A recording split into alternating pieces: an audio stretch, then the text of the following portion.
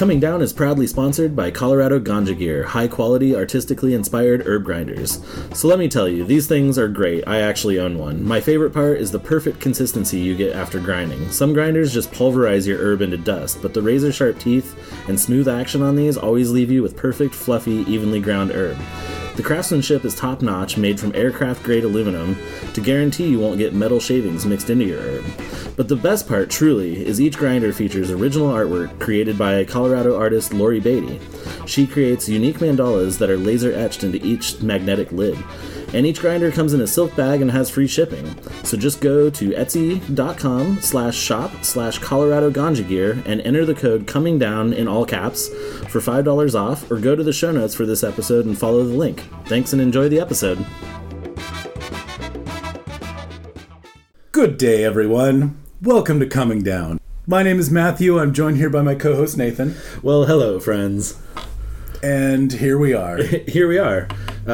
So, what? Yeah, anything happened this week? I got my hair cut by an amazing barber who's been on our show. Oh, hell yeah.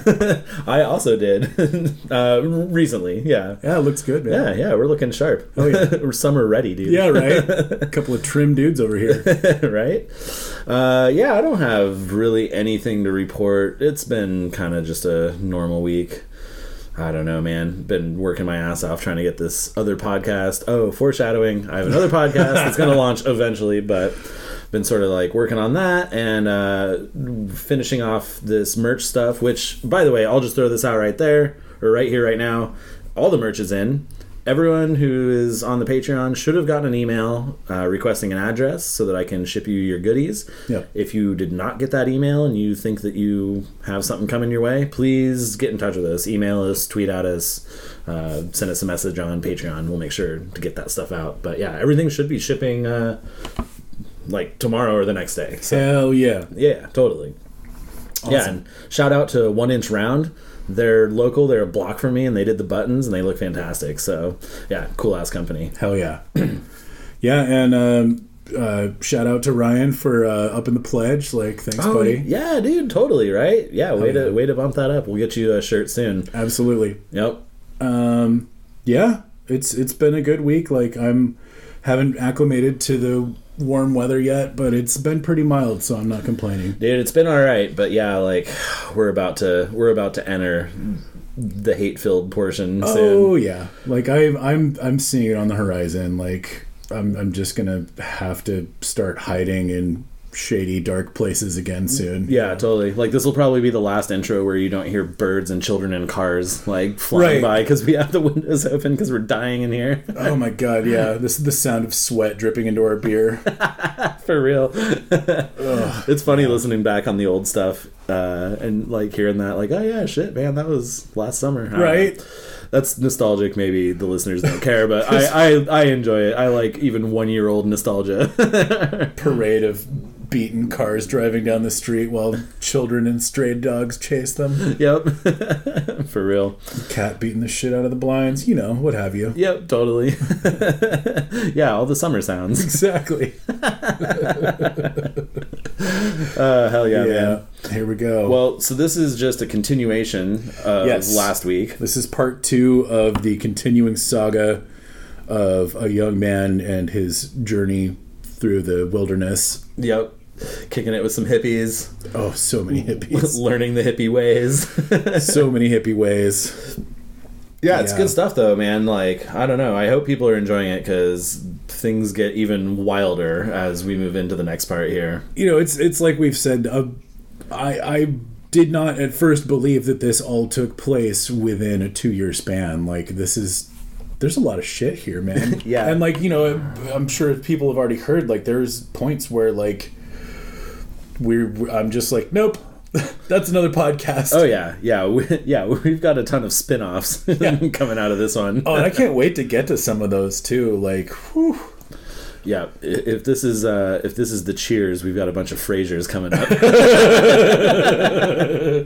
Indeed, some weird fucking Frasers. Yeah, totally. Jesus. Well, speaking of, I mean, this shit's long too, so maybe we should just get right into it and let the people enjoy. Fair enough. Yeah, and I am glad that, like, I'm honored that we're breaking our starting our long format podcasts with this one. So. Yeah. I mean, they've gotten lengthier over time. We'll still probably get some short ones here and there, but I hope for sure. I hope you all are liking the longer format. Yeah. You know, it just gives us more room to bullshit, I guess. But we've also gotten a lot better at pulling the taffy and extending the backstory and not just making one discrete chunk that's only 20 minutes. Right, totally. We've still got plenty of those kicking around though, so I imagine we'll get back to that before too long. But Absolutely. man, we're getting into the meat of it all. Right.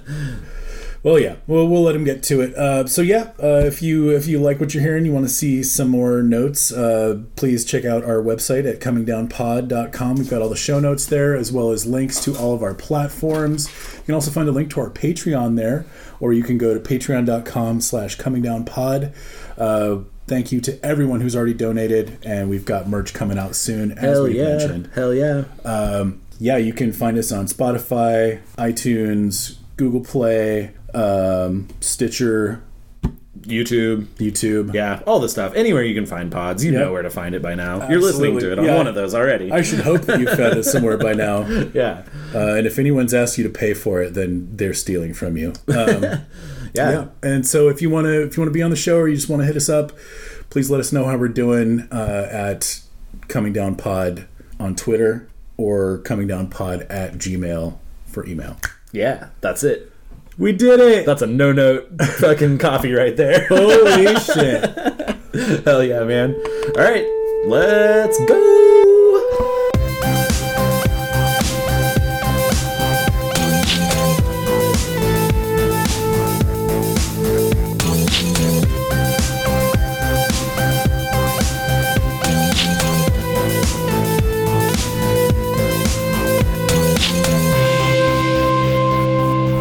It's fucking crazy to me that all this shit happened in 2 years.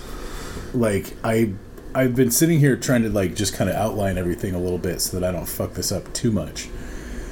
And I had to Google a couple of dates, and it turns out the timeline that I thought was 3 years is actually just 2. Damn, that is crazy. I mean, stuff happens in the third year, but yeah, and we sort of talked out this outline, and boy, yeah, you did a lot of stuff. It's fucking nuts, dude. Yeah. I mean, we went all over the fucking place. Seriously. There wasn't a whole lot of downtime, so... I mean, that's cool as hell, though, what a cool adventure. And you were 19 starting all this off, right? I was 19 going into this. I mean, what a perfect age to just go and find yourself. Absolutely.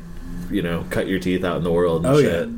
Well, and one of the really beautiful things about all of this, and part of what kind of had me wrapped up in the whole storybook nature of this fucking relationship was that Jessica gave me this book called Child of Fortune. I believe I might have mentioned it in the last episode. You did. And one of the primary elements of that book is that when you're young, late teens, early 20s, you go on a Wunderjahr, or it looks like Wanderjahr. And you just kind of leave and go do shit and explore and find yourself. Yeah. That's exactly what I fucking did. And ate a lot of drugs along the way. Hey, Which is also part of Child of Fortune. I mean, I've talked about this at length with various people, maybe even on this cast already, that, I just have a firm belief that kids shouldn't go right into college out of high school. No. It's just such a stupid thing to do, and... It's a waste of money. It is, man, because no one ever works in their field. Most kids don't know what they want to do, and if they do, they're, extremely fortunate. But yeah, it's most people should just go on an adventure, go on a walkabout, take 2 years off, 3 years off, and just go figure it out. Absolutely. Man, even if all you want to do is get a job so that you can make money for concert tickets and go see some shows with your friends for a little while. Sure. And just fucking party, that's okay too. Yeah. I feel like everybody needs a break. And part of that's also hopefully going to be taking some road trips and seeing some shit. Yeah, and again, just finding your place in the world's huge, so that you can reapproach higher education through through a better lens and kind of be more laser focused on where you want to go. Damn straight. And also just not going into seriously expensive higher education as a child and thinking of it as something that, you know, like, oh, you know, even if you've got grants and like scholarships and whatever, like that's still a huge amount of money, and there's plenty of people that I know who have just been like, well, this is free money, I can do whatever the fuck I want. You know, whether it's grants and scholarships or it's their parents' money or whatever, like, you know, so many people look at it as just a free shot to like do whatever the fuck they want, and that's such a wasted opportunity. So seriously, having that experience of like getting out there and seeing how shitty the job market is and like having to pay rent for a fucking year is a huge learning experience, and having that under your belt before you try to chase after higher education is a game changer. Yep, absolutely. Know? Yeah, I mean, it's just stunning how many people I know that have degrees and, you know, just work some shit retail job or whatever. It's like, or people that I know who are like one semester shy of their degree and just like got so buried and then found a job, and it's like never went back, and it's like, actually, aren't you one of those people? I was gonna say, yeah, I am one. I completed all of my requirements, but they shafted me at the end. Really? Said that I needed one more semester. Oh, dude. But it was a fucking diploma mill anyway, so like, yeah, right. You went to ITT. I certainly did. Oh God. Yeah, it was one of the brighter, shinier diploma mills that, you know, made a big show of hiding the fact that they were just churning out diplomas. Yeah. Yeah, I work with a guy right now who is completing his real degree because he went and did his whole ITT thing, and then it's like, oh, it turns out this diploma is not really worth shit.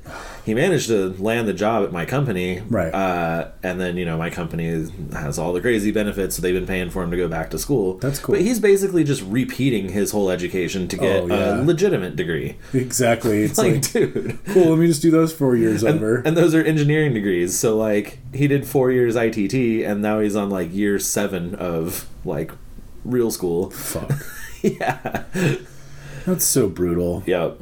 I mean, not only do they waste, you know, like $40,000, $60,000, $80,000 of people's money, but that's 4 years of your life that you can't get back either, you know? Like, yeah, seriously, God right? Damn it. Well, 4 years of your life you can't get back, and then however many years you're buried in debt.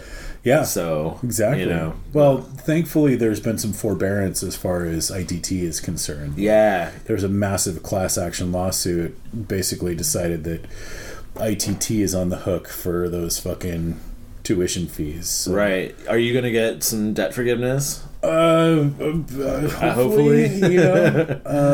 You know, I'm kind of procrastinating on dealing with a lot of my financial issues, and that's probably not the healthiest thing, but it's not, man, but I understand it completely. You know, it's on my list for self-care, and we're working on it. Yeah, and like when you're buried, it's hard to know like where to start. Dude, I'm having trouble just getting my fucking laundry done right now, you know what I'm saying? Like, for real. Having groceries and clean clothes is the fucking struggle that I'm facing. Like, yeah. We'll work on the bigger issues when we've got a little more breathing room. Yeah, for real.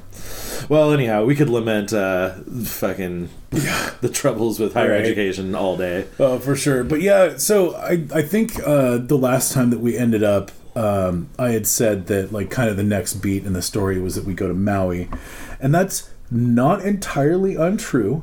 We definitely go to Maui. Wait, yeah. So let's do a little previously on. Oh yeah. Like a previously on that. Coming Down. So previously on Coming Down, you may have heard me waxing pedantic about rainbow gatherings, right? Including my first trip to a rainbow gathering in Oregon, as well as meeting a manic pixie by the fireside who had ingested the electric Kool-Aid. Right. And, you know, forming a bond with this person and eventually going to meet them again. Right. Y'all had your week in the woods and sort of fell in love and all that good stuff, and then watching meteor showers high as fuck. Yeah, hell yeah. Yosemite. And then you hung out in Sacramento for a time, and then that was all making plans to go to Arizona for big gathering, right? Mm-hmm. Yeah, that was all to get to the big gathering. We went out there. We were in the woods for a month. Wild. Met a guy out there named Jay, who was a a Buddhist monk, and he gave us some LSD, and that was some of the best acid I've ever fucking taken out in the woods. Like, it was a lot of fun. Yeah. And his whole thing is he received vision at some point that said that all he needed to do, like the way that he was going to contribute to helping avoid nuclear war was to bring LSD to the gathering every year. And so we knew that we could count on Jay. Nice. And Jay came through. Hell yeah. Activist acid. Right? Oh, yeah. Yeah, Jay definitely came up in my life later in a lot of beautiful ways. So it's really cool to meet him back then. And, we built a tea house. We helped our gangster friend Stan find his way. Right. Oh, my gosh, right? Awesome. Yeah, and, we had a great time. Cool. So I was the first branding at tea time. We've told that story before. That gathering. Yeah. High on acid, I let a hippie burn me with a fucking red hot tent pole. I don't think we did tell this story. Oh, we certainly did. Oh, really? Yeah. Okay. But yeah. Anyway, one night on acid. Okay. A guy was heating up a fire with a flattened tent pole. And he said, "Who wants to be the first branding at tea time?" Oh, God. And he'd been saying this every night for like a week. And so finally this one night, I just, out of nowhere, got the courage to call his bluff and said, "Fuck, I'll do it." And he freaked him out so bad. He was like, "This fucking hippie wants me to burn him right now." And, eventually I let him do it. And you can't really see it, but there's the scar. Oh, nice. Yeah, and then, he was like, "Well, fucking, why did you do that?" And I'm just like, because it doesn't really hurt. I fucking branded myself before. Like, oh, yeah. Your endorphins just kick all the pain away, then it's just a little scab after that. Yeah, I mean, so after that, people started making things out of coat hangers, and like it got really out of control. Oh no. This dude who called himself Feather was like fucking just burning shit all over himself. And then he went and fucked up the spring, and that is a huge fucking faux pas at a gathering. You do not fuck with the springs. Yeah, you don't fuck with your life force, right? No, because that's where everybody gets their fresh water. Yeah. And this idiot, I don't know if he was high at the time or what, but, he thought that he was somehow like, tea time royalty because he fucking burned all these teapots all over himself. Jeez. And took it upon himself to go find the source of our water and determine whether it was up to his standards, and fucked around with this PVC pole that they'd buried in the hillside where this spring was coming out. And it had clear water coming out of it. It wasn't going very fast, but it had clear water coming out. And he started fucking with it, and he's like, "Oh, I got it to flow faster." And they're like, "You did what?" And they went down there and checked it out, and sure enough, other stuff's coming out of the pipe. Oh, no. And anytime you fuck with a spring that's been tapped, the rule of thumb is that you have to let it flow for a certain amount of time before you can drink anything off of it, because any kind of sediment or anything that's been stirred up by ramming that pipe into the hillside where the spring comes out, it's got to all flow out of the way. Yep. So that the only thing that's left is rock and fresh water and PVC. Right. So it washes all the dirt and everything else away. And of course, once this idiot fucked with it, they had to fucking fix it, and it was a big deal, because now we had to go down to the next fucking spring to get fresh water. That's like an extra half mile on an uneven trail, sometimes in the dark. What do they do to people at rainbow gatherings? Do you go to hippie jail? Oh, no, I mean, they just said, "Get the fuck out of here. We don't ever want to see you again." Oh, go find another camp? Yeah. Yeah. And at first he tried to be like, "Well, I don't want to go." And they were like, "Well, I mean, you can call Shanti Sina if you want, but we're going to beat your ass if you don't fucking go." Who's that? Who's Shanti Shanti Sina are the peacekeepers of the gathering. Oh, okay. I believe it means peace warrior in Sanskrit. Okay. And if you get into any kind of hairy shit at the gathering, you're supposed to just yell Shanti Sina, and then whoever's close by will just come and help out. And there's actually patrols of dudes with big sticks and flashlights walking around just making sure that nobody's getting hassled. Keeping the peace. Yeah, and I mean, you know, it's a bunch of fucking folks unsupervised out in the woods. Yeah. Like, not everybody's a good person. So, No. you know, that's kind of a good thing to have, is some folks who are around just trying to make sure that everybody's okay. You know? Right, totally. And I want to get into this before we, like, jump back into the storyline. Right. So, speaking of not good folks at the Rainbow Gathering, tell me about A Camp, because I had heard stories about it. Right. I meant friends. to get into this on the Oregon Gathering, but I totally fucking spaced it. Yeah. So, and I think we went into this a little bit previously, but it bears mentioning here because this is the official fucking Rainbow Gathering storytelling hour. So A Camp is so named because it's where it's the first camp. Like, there's A Camp, and that's the first camp that you get to, ostensibly. Mm-hmm. But it's also alcohol camp. Right. And that's the only place in the gathering where open consumption of alcohol is allowed. Now, as I may have mentioned previously, doesn't mean that Glowing Feather didn't bring a fucking bottle of wine in with him in his shit, because nobody's fucking searching bags. Right. But he also knows enough to not just, like, go around with a bottle of wine in his hand getting swilly in the middle of the fucking camp. So it's sort of taboo to be, like, rolling around all, like, drunk off your ass? Yeah, they'll fucking send you back to A Camp.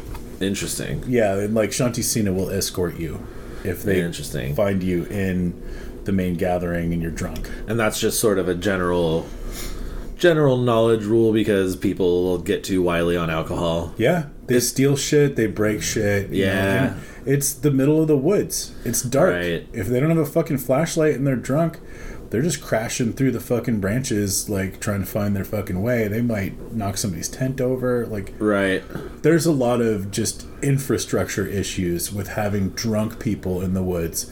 Then you throw all the fucking, like, psychedelics and other stuff onto it, and it's like, no, the last thing that you want. Now, how do they handle it if someone gets too out of sorts on other drugs? Like, shit, someone took like 3 grams of Molly and they're just fucking that happens all the time. Like, people... I mean, I could see someone on 3 grams of Molly, like, crashing into a tent or fucking bringing down a structure or something, Molly right? overdoses don't happen so much, but a very common phenomenon at the gathering, or at least back when I was there it was common, was what's called a thumbprint. And that's where you lick your thumb and you stick it into a bag of crystal LSD. And then you lick your thumb again. Damn. And I talked to kids who were high for like a week off of that. Yeah. And I mean, that's insane. Talked to a kid who'd been high for like 3 or 4 days. And like, he was pretty stable, you know, but like, he was flushed and his eyes were fucking dinner plates. And, you know, he was able to maintain a somewhat lucid conversation with me. But I'm just like, what does this field look like to you right now? And he's like, it's just colors, man. Yeah. It's like, it's just washes of colors come into other colors, and like, I can see energy flowing through it, but like, not all of it makes sense. Yeah. I can tell that you're a guy, and like, there's a guy with his dog over there, but like, the trees and the fucking field are all just kind of melting into each other in the sky. It's like, yeah, it sounds about right. Hell yeah, man. Like, you're having a good old time. Okay, right on. So, yeah, and so A Camp is the fucking riffraff. Right. And so if somebody does get too far out there on psychedelics, like, the mechanism is to get them to the nearest kitchen, sit them down next to the campfire, and get them some fucking water. Yeah. And maybe some pancakes or something. You know? Right, It's right. just like, why don't you just find a place to sit and drink some water? Right. And I'm pretty sure things are going to get better after So that. there's just like so much more tolerance for someone too wasted on anything else, but drunk people are just like, fuck this person. Pretty much, but I mean, you know, like, a big part of that has to do with dealing with Hell's Angels and train tramps and like all the derelicts of society who are just trying to get a free meal, you know, like, this is a place where you can literally live for free for as long as there are people who are willing to feed you. Right. And so... But you can't have just every, like, sketchball transient, like, hanging out Right. all over the place. And so they're basically like, look, if you're a fucking alcoholic, like, stay out there and, like, we'll figure out a way to feed you, but, like, don't. How do they treat other, like, sort of, like, hard but frowned upon drugs, like cocaine, meth, fucking, I don't know, cocaine and meth? Same as anywhere else. You know, people have their own personal biases, and, like... Sure. But there's no blanket rule of, like... No, if you show up and you're fucking strung out, like... It's like, don't act like a jerk, you know? Yeah, just, like, keep it together and, like, we'll be okay, but... But it's also kind of hard to find dope out there. Like, you know, I mean, there's definitely junkies who are, like, you know, on maintenance mode, who are, like, have their kid out there. But one of the other big rules is you can't use money inside the gathering. Right. And so, obviously, that's not going to be honored by everyone, but it's certainly frowned upon. So nobody's bringing big stashes of drugs to sell out there. Right. I mean, some people are, but, like, they keep that on the fringes, you know, and it's not like you can just walk through just being like, who wants to fucking buy some tweak, you know? Like, yeah. So it's hard to support an addiction also. Yeah, absolutely. And there's definitely a good number of people who are, like, you know, fucking addicts or whatever, who, like, who are Rainbow Family, who are just like, fuck it, I just gotta go out in the woods and, like, strand myself out there so that I can clean up, and I'll fucking wash up wherever, but, like, I just gotta fucking go out in the woods and get clean, because if I stay here in this city, I know too many fucking people, you know? Yeah. It's fucking crazy. Wild.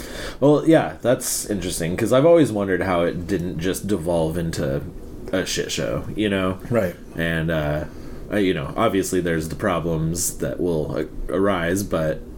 Well, yeah, I mean, I've always been just astounded of how infrastructure of 30,000 people out in the national forest, like, no one's getting sick or fucking hurt or, you know, worse. Yeah. It's pretty fucking ridiculous. And even just sort of managing all those people with, you know, a slight rule set. Yeah. Kind of keeps everyone safe and hearty. So. Well, and it's an agreed upon rule set. It's a self-propagating rule set. It's an oral tradition that, like, people just come into and take upon themselves, and, like, that's just the narrative that everyone lives, you know? Yeah. That's crazy. Yeah, that's super crazy. Yeah, so I remember my friend Phil, who went to gatherings, telling me about A Camp and how it was pretty sketchy. He said that's kind of where all the, like, crime and, like, gnarly stuff sort of went down. Yeah, if you were going to get robbed or stabbed, that was where it was going to happen. Yeah. All right, well, now that we've sort of laid a little more groundwork for what these things are like, where are we headed now? So, you know, as I stated, like, we were going to go to Maui, but we didn't know it at this point. We finished up with the gathering. We headed back to Sacramento. You know, said our goodbyes to Cody, and Jessica was just kind of like, what the fuck are you going to do now, dude? And I'm like, I don't know. I mean, I really like you, and, like, and so she was like, well, fuck it, dude. Phish is playing soon on the West Coast, and I'm pretty sure, like, we can get tickets to the show in San Jose. Do you want to go up to the show in the Gorge, and we'll just, like, check out the lot and see if we can, like, score a ticket and, you know, just go from there? And I was like, yeah, that sounds great, you know? And fuck, I want to say there was another show too in Washington, but there might not have been. I mean, did they do, like, 3 nights or whatever? I want to say that it was, like, one in Seattle, one in the Gorge, and then one down in San Jose. But I don't really remember the one in Seattle, so we'll just say that it was the Gorge and the one in San Jose. And so, no, because there was definitely 2 shows that we went to before San Jose. So yeah, there was one in Seattle, one in the Gorge, and then one down in San Jose. And we drove all the way from Sacramento up to Seattle in one stretch, and, like, crashed out in like a rest area, like, all day before the show, and, like, Jessica and I had gone to all these thrift stores in like the K Street Mall and stuff, finding all the corduroy pants that we could find. Yeah. And then we also got some cool fabric and some other stuff. And she'd figured out how to use just fabric glue, like really tough fabric glue, to glue strips of fabric together to make like these hippie halter shirts. You know, it's like a panel on the front with like a little notch for the boobs, and then like a strap across the back, and then a couple of shoulder straps. And she got pretty good at making those, and probably had like 5 or 6 made before we got up to Seattle. And we walked around. We had this cool looking stick that we'd put them all on, and just kind of like holding it above my head sideways so that it was like making this little arch that she was walking under, and like busking like we you know, like we were selling them. And I think we'd settled on like $10 a shirt or something like that. It was pretty cheap, and we sold a bunch of them, made enough money to like get some food, and definitely enough money to have gas to the next show. And we're like, hey, we're successful. This is awesome. And you're doing it. You're pulling it off. Exactly. So we like got some burritos, and like we had a little scrap of weed to smoke that we brought with us, and like, or maybe not. Fuck it, I don't remember. We'll say we had weed to smoke. And spent the night in a rest area. Fucking drove to the gorge the next day, and oh no, that's right. That's what it was.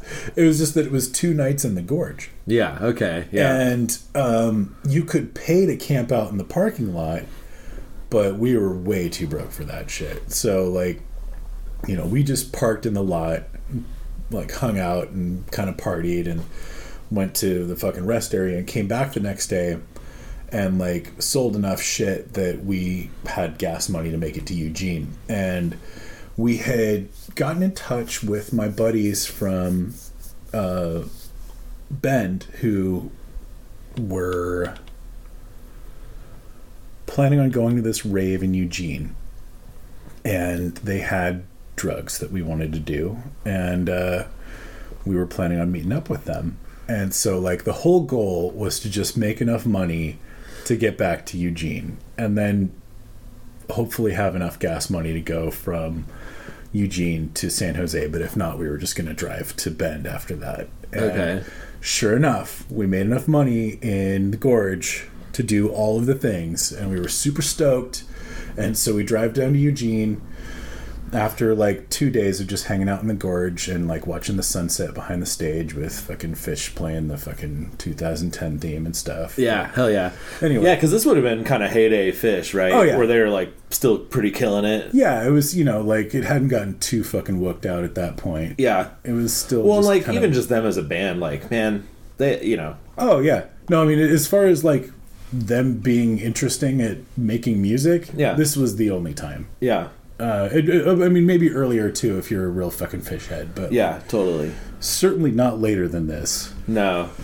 I went when they sort of like got back together, and it was cool. It was a cool show, but it didn't feel like the heyday shows where like shit got wild, you know. Yeah.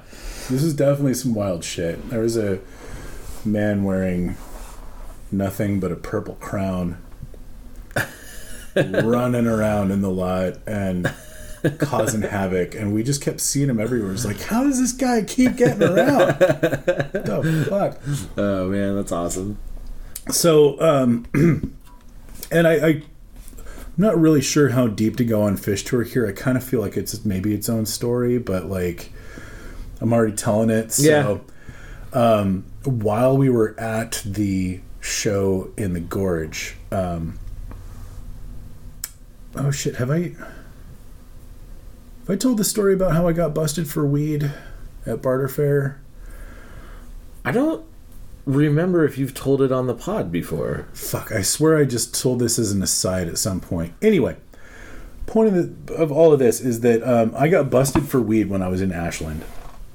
And the woman who sold it to me was protesting loudly that it wasn't my fault and that they shouldn't do anything to me. And I'm like, bitch, shut the fuck up, you know? And turns out she ripped me off. Like, all the quarters that I was buying were less than 7 grams. Right.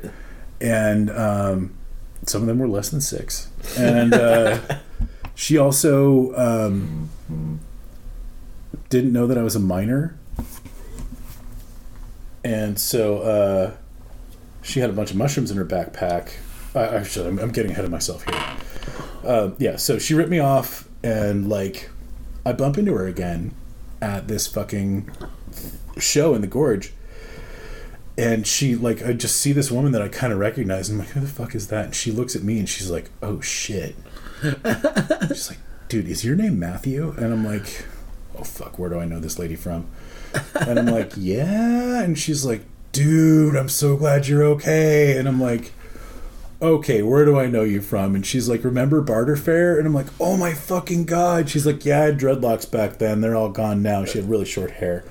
She's like, yeah, I just actually got out of prison less than a year ago. And I'm like, oh, fuck. Because it'd been years, you know? Yeah. And I'm like, oh my God, are you okay? And she's like, yeah, I didn't know that you were a minor. Plus I had mushrooms in my bag. So oh, no. It was a pretty big deal. But I'm on probation now. And, like, you know, it's cool and everything.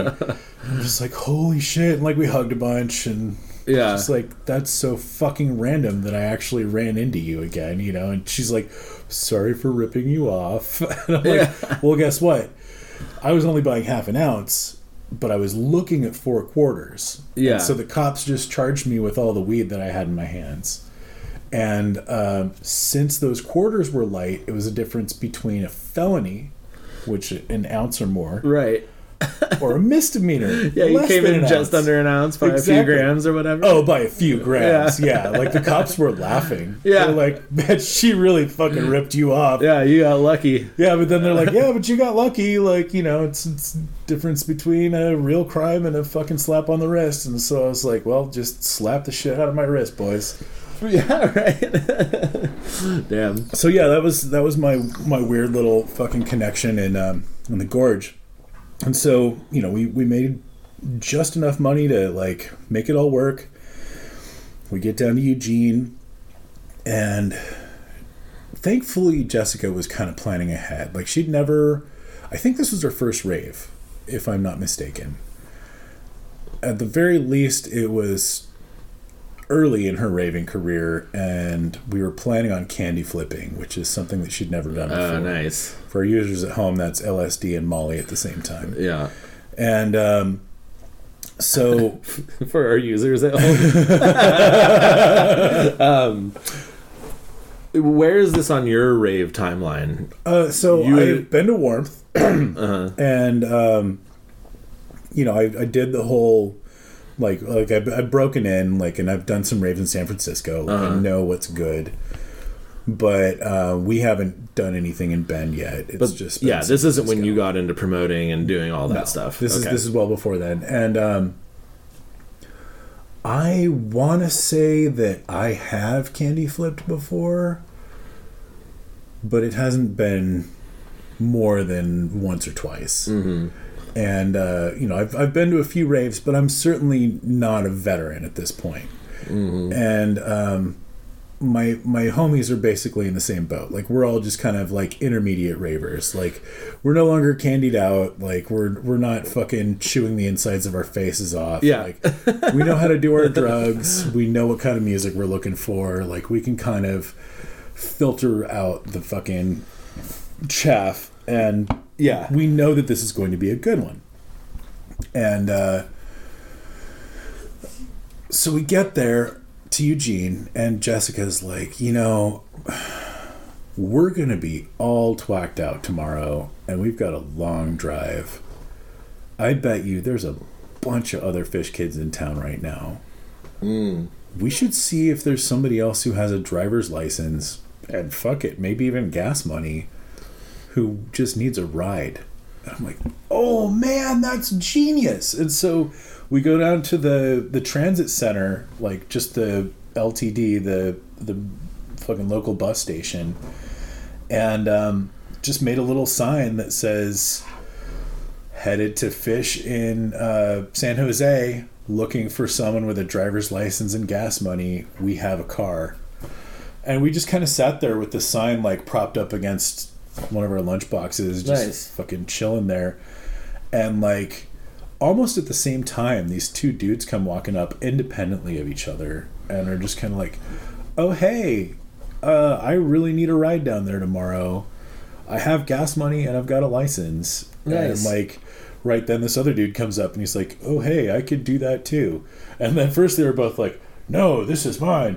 And we were like, cool, we have 2 free seats. And they were like, oh, well, you're cool then. Like, yeah. And so they were like... Wait, and so this is the plan. You wanted to go to San Jose, but barring that, you were going to go to Bend? Right, if we didn't make enough money in the gorge. Right. We were like, plan B is that we just land in Bend and like we'll figure it out from there. But right. Like, our home base was Sacramento, and we had Phish tickets in San Jose. Yeah. And like, you know, buddies with fucking cars and homes and money and stuff. So like, you know, really like our adventure had 2 endpoints. Yeah. One of which we were one of which was preferential. And so we lined up a couple of drivers and like they were like, where do you want us to meet you? And we were like, outside of this venue at 7 a.m. Yeah, totally right. And they're like, wait, what? And we're like, yeah, I mean, this is what we're doing. And they're like, that's cool. So you guys are just going to sleep in the back seat while we drive you to San Jose? And we're like, pretty much. Exactly what's going to happen. And they're like, you know what? That's cool. They should have been like, that's genius. That is some fucking... That is hippieing, dude. Like, holy we are fuck, figuring right? it out. Like, I'm still impressed by that. Yeah. You know, just like, we're not going to be able to drive great tomorrow. Like, there's tons of people in this town right now who need a ride. I guarantee it. Hell yeah. Sure enough, we found 2 trustworthy dudes. And so, that night, we took acid, like... either right before or right after we got into the venue. It was like, we're going to be high all night, so we need to get this started soon. Yep. Because you want the peak to be like right around midnight or 1 o'clock. You know? And so, you know, we dosed up and then... Or wait, I think we actually had to get the doses from someone. So we met up with our homies. Sure. I think it was like Carl and Will and... So you knew some people heading there, and yeah, maybe it was just Carl and Will. I don't remember, but met up with a couple of homies, fucking dosed up, did some Maui, and just kind of were hanging out, waiting for shit to get weird, you know. And eventually, you know, it was one of those nights where it seemed like it took forever. You know, you're just kind of waiting. Yeah. And then once it starts to come on, it's like, ooh, this is fun. This is awesome. Oh, shit, this is weird. This is, whoa, Jesus, this is weird. Yeah. And, like, the first part of the night, it was, like, I think the party was called Sin. Like, it was these industrial, like, kind of fetish folks. Oh, weird. Who were also really into raves. And so, like, the first part was, like, industrial and, like, kind of, like... fucking harsh banging kind of shit. But then it was going to go into the fucking like house. Then you're going to get into your trance and your whatnot. Exactly. Yeah. But you know, like they had to get their fucking jollies out with the fucking hardcore. Yeah, totally. And so like, you know, but like I want to say that the DJ who was spinning when we really started coming up was like kind of weaving in and out of like the fucking BDSM and the happy times, you know. Whoa. And so it was like, you know, we're dancing, having a good time, and then it's like glass breaking and like women screaming. Fuck, dude, shit just got dark. Yeah, and it's just like, fuck, I don't know if I can handle this. Yeah. And like, you know, it's Jessica's first time candy flipping for sure. Maybe even her first rave, though memory does not serve. Yeah. I think she might have been to a rave before that. But anyway... yeah, she's not having a good time. I'm having a hard time. And so she's like, dude, do you want to just like go out in the fucking alley for a minute? And I'm like, yes. Let's not be in this room anymore. And so we go out there and we sit down with our backs to this brick wall out in the alley. And we're just kind of holding hands and breathing and like just trying to like maintain. Yeah. And Like, it sounds like there's some people getting in a fight, like, just down the alley. Oh, no. And I think somebody broke a bottle, and, like... Oh, no. You know, like, the vibe is real tense. You know? Our nerves are on edge. And she's like, will you just hold hands with me and just fucking breathe for a minute? Like, let's think of a time when we were feeling good, and, like, let's just, like, connect with that, and we'll send ourselves some fucking love along our timeline. And I'm like, yes, this is exactly what we need to be doing right now. Let's change our fucking headset. Maybe it'll change our environment. Yeah. And so we did that, and I lost track of time. I kind of lost... there was just a moment of ego loss. Mm-hmm. And it's unclear exactly what I experienced during this period of time. But when I came back, I was looking at Jessica, and she's like, dude, we fucking got it. And all of a sudden, people are laughing and hugging and kissing, and, like, there's sick music coming out of the door, like, good times kind of stuff. Yeah. And I'm like, holy shit, did we ever? And, like, we give each other big hugs, and she's like, dude, we fucking got telepathy. And I'm like, did we? And she's like, yeah, I was seeing myself through your eyes. And I'm like, whoa. Maybe that's what fucking just happened. Whoa. And maybe it is. In the moment, I agreed that is definitely what had happened. Sure. We had experienced telepathy. Yeah. And I signed a document to that effect. Or some facsimile of, yeah, you know. I mean, at the very least, like, we experienced some form of ego loss in which our psyches seem to connect. Yeah. Cool. Whether or not it was actual telepathy, I cannot speculate at this time because my memory does not serve. Yeah. But I signed a paper that said I experienced telepathy that night. So we're going to say that's what I did. Hell yeah. And it was pretty rad. I mean, like, dude, even if the only thing that we did was, like, kind of pass out for a minute in an alley because we were too fucking high, and then we came back and it was a better song and everybody was having a good time, that's immaterial. What we experienced was that everything was bad, and we meditated for a minute and we changed our fucking reality. Yeah.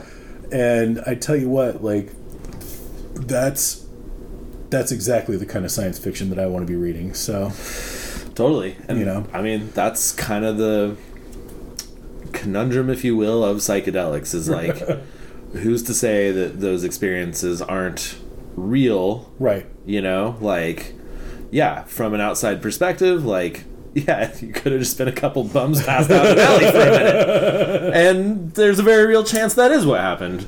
But your experience doesn't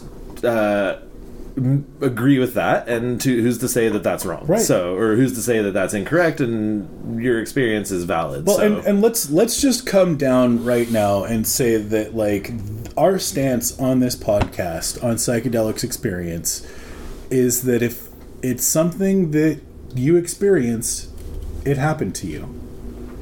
Right, it happened to you. Yep. And whether that is something that happened to you. Whether it exists, as I throw up finger quotes. Major air quotes, you know, but yeah, and then that's when you get into some real fucking you know, esoteric you can fucking bat that one around all day. Yeah. But it, you know, about whether or not even shared hallucinations were real. Yeah. But at the end of the day, it doesn't fucking matter if that was objectively real, whatever that means. Right. Because it's something that you experienced. No, and I like establishing that stance because too many times I've gotten into, and not esoteric was the wrong word I was looking for, even though it applies.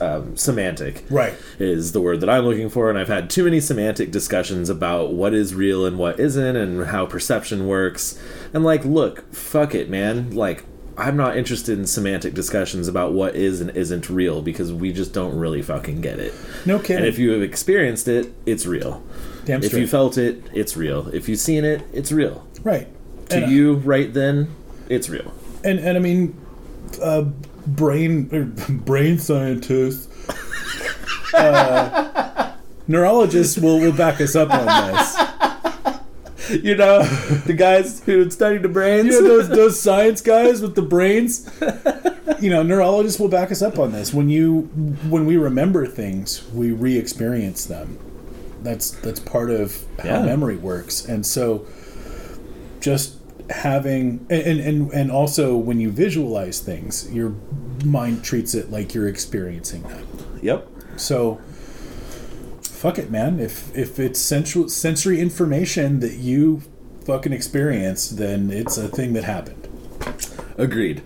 And so all right, hard stance. We've established that. Hard stance. What happened to me that night was I fucking changed dimensions to the one that was better. Yeah. Hell yeah. Some good music, like tuning it in on a radio dial. Like, yep. Wait, here's the alley with the music that's good and the people aren't fighting. Yeah. Dope. Let's stay in this one. All right. Yeah. And so we managed that and did some really hot making out and got back into the party. Like you should. Yeah. Hell yeah. And it was a great night. And like, I want to say that we dosed more than once. Like, there was probably like 2 or 3 pills of Maui that we took that night. But even if we didn't, yeah, we were high for a long time. And around about the time the sun came up was when the party was letting out. And then we had like maybe 20 minutes to kill. Maybe half an hour before these dudes showed up. Yeah. And so we were like, what do we do? I don't know. Let's just sit here and try not to look too high because we really don't have anywhere to go and I don't want the cops to pick us up right now. So, you know, we just chilled there. Those dudes came and picked us up and they were like, oh, damn, you guys look like you had fun. And we're like, yep, we're going to get in the back seat and we're probably just going to pass out. Yep. So they're like, dude, that's so cool. We're just going to fucking straight on till morning. And we're like, cool. And so, well, not straight on till morning. It was morning. Yeah, straight on till evening. Straight on till evening, exactly. And so, I want to say somewhere around, like, Ashland, like maybe Doris, California, you know, Oregon-California border-ish. Yeah, so a few hours later. Yeah, it's when I started, like, entering this weird fugue state. Like, we're listening to this tape that Jessica had made for me on the stereo, and apparently I was speaking in tongues and I didn't remember it, and like I would just kind of like phase out and oh no. And she's like, dude, come back to me, come back. And I'm like, hey, what's up? And she's like, you gotta stay with me, man. You gotta quit fucking speaking in tongues. I really don't want to weird these guys out, and like I'm trying to say this as quietly as I can so that they don't notice, but like, dude, seriously, you gotta stay with me. And I'm like, well, I mean, I'm trying, but you gotta understand, like, I don't know when these things start or stop. And she's like, well, what was the last thing that you remember hearing on the stereo? And I'm like, Yoda? And she's like, that was like 2 songs ago, dude. And I'm like, oh, fuck. She's like, yeah, you've been out for a little while, and I've been trying to, like, be cool about it, but dude, what's going on? And I'm like, not enough sleep. Yeah. That's all I can figure. Right. So you're just, like, and it's exhausted, probably. Yeah, it's just narcolepsy mixed with weird brain chemistry. Right. You know, like... Well, and there's that, you know... You've done a ton of drugs. Your body is saying go to bed. Your brain's still not quite there yet. So you're sort of like dropping in and out of fucking consciousness and sleep I'm sort trying of states. To stay awake. So like my linguistic centers managing to stay online while the rest of me is just kind of yeah. So that was weird. Yeah. And that happened a couple more times, and then I was able to either like stay awake or just go to sleep, because I definitely passed out a couple of times. Yeah. Didn't talk. But yeah, those dudes were totally cool. Like, smoked a bowl with us a couple of times, and like we got to the show, and one of them was like, you guys want some mushrooms? And we're like, fuck yeah, we want some mushrooms. Damn. Wait, the show was that night? Oh yeah. Jesus Christ. Yeah, so we roll into fucking San Jose, and we've basically been partying for like 3 or 4 days straight. And, right, so it's like Phish, rave Phish. Yep. Whew. That is rugged, dude. I was 19. Who gives a fuck? Right? Yeah, I mean, damn, why not, right? Yep. And so, we're rolling into the concert, just so tired, but also starting to get pretty high. And then our buddy Pete is like, also, I have more mushrooms. And we're like, we love you, Pete. And we laid out a blanket on the lawn at Shoreline, and they played Bouncing Around the Room, and they were jumping on trampolines. Yeah. Hell yeah. It was cool, man. It was a good show. I enjoyed myself. And I managed to fall asleep in the car on the way home on mushrooms, which is a testament to how fucking worn out I was. Yeah, absolutely. Yeah. So we ended up back in San Jose at Todd's house and hung out there for a few days, played a little Magic, listened to some fucking They Might Be Giants because nice. Todd's awesome. And then we made plans while we were there to go to Ren Faire a little bit later. We drove back to Sacramento, and around this time is when we did the whole haircut thing. Okay, yeah. And we also gave Jen her first mushrooms. Jen was the hairstylist that was taking her test. Gave her first mushrooms. It got weird. We took her back to her house. Jessica scurried back to her bedroom with her while I hung out with her mom and her big golden retriever. And I met her sister Kat, who was 14 and going to ballet. And more on Kat later, because you've met her. I've met Kat. Yeah. So this is Jen's sister. Yeah. Okay, right on. That was the first time that I met her. Cool. And so we ended up going to Ren Faire in Black Point, Novato. And it is the fucking Shire, dude. Yeah? It is the most beautiful place I've ever fucked around in, like, on that kind of a level. I mean, imagine, have you been to the Oregon Country Fair? No. Okay. We went to a Ren Fair down south, well, like outside of Salem last year. And it was cool. It was like in the woods, but... Well, everything's just built into the woods, and it all looks super old, and everything's rounded, and like... That's cool. Looks like it's from fucking Hobbiton. I don't even know, man. It's been 20 years, so I can't remember exactly why everything was so goddamn magical. But like, I thought that all Ren Fairs were like this. And I was just like, how is everyone not doing this all the fucking time? Oh, yeah. This is amazing. Like, just the right amount of, like, trippy, psychedelic, weird shit at night. Mm-hmm. And like just good time party vibe, and then like mostly serious like period stuff during the daytime, but everyone gets drunk enough that they're just fucking cursing by the end of the day. Yeah. So like a serious attempt was made, but no one's taking it too goddamn seriously. And hell yeah. It was a lot of fun. We fucking sold some devil sticks. We fucking got really drunk. It was a hoot. I don't know how much to say about Ren Faire because I kind of want to do a whole episode about it. Yeah, maybe just table that one. We've got to get. There's a lot. There's a lot here. So, we've got to get going here. just saying, like that was the first Ren Faire, and got to know Todd a lot better on that trip too. And he was like, I promised Jessica all this time ago that we would go to Terence McKenna's fucking workshop in Esalen, and I'm not going to renege on that promise, but I am in no way buying you a fucking whatever, like $600 ticket or whatever it was for the whole weekend. I want to say it was actually probably more like $250 or $300, but still, like bigger price tag than I was able to float. And totally understand why Todd doesn't want to buy his ex-girlfriend's new boyfriend a ticket to go to the seminar that he's kind of begrudgingly taking her to. Just because he stands by his word. Right. And where's that? Where's Esalen? Okay, so Esalen is in Big Sur, which is a huge stand of redwoods in Central California on the coast. Yeah, okay. And it is a retreat where they have a lot of seminars for, like, psychedelic kind of stuff and, like, consciousness research.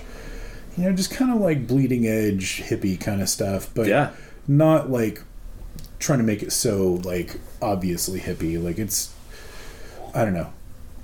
I hesitate to say bohemian or new age. Like there's But a label for it somewhere that's not too fucked. But yeah, and I mean all the like ethnobotanists and stuff kind of lived that sort of life. Where it was like, it's like, it almost feels like it's an excuse to do drugs, but they really are like a bunch of esteemed scientists. Right. And and it's just like, okay, like, you guys aren't like living in the woods hippies, but like, you guys definitely are doing some fucking out there shit. Oh, yeah. You know? And so they've got all these redwood hot tubs. Hell yeah. And they've got this huge garden, and all the meals are prepared from the garden. Like, it's all vegan, and they've got this killer meditation room that's built over a waterfall with a glass floor. A glass ceiling that the waterfall flows over. Whoa. Yeah. And this is all like at the seminar? Like if you pay this money, you get to stay at this all on the grounds, compound or whatever? You can just explore the grounds, yeah. That's fucking cool. And they have various functions that are happening in different buildings at different times, that you can be a part of, but you are not required to. Mm-hmm. And then really, like, the workshops during the daytime were all well and good, and everyone was going and like having a good time. But it was all about getting in the hot tub and doing drugs at the end of the night. Yeah, of course. So after the first... I went with them, but I was going to camp on the beach while... that's right. So you could buy a thing that let you go to the seminar, and you could also buy a thing that let you go to the seminar and stay there. Oh, I see. And I believe that Todd and Jessica just had tickets for the seminar, so they were coming back to camp on the beach with me at night. Oh, cool. And so the first day, they ended up staying out there at Esalen super late, because everybody was like, you guys are awesome, like, we want you to hang out and take mushrooms with us. Yeah.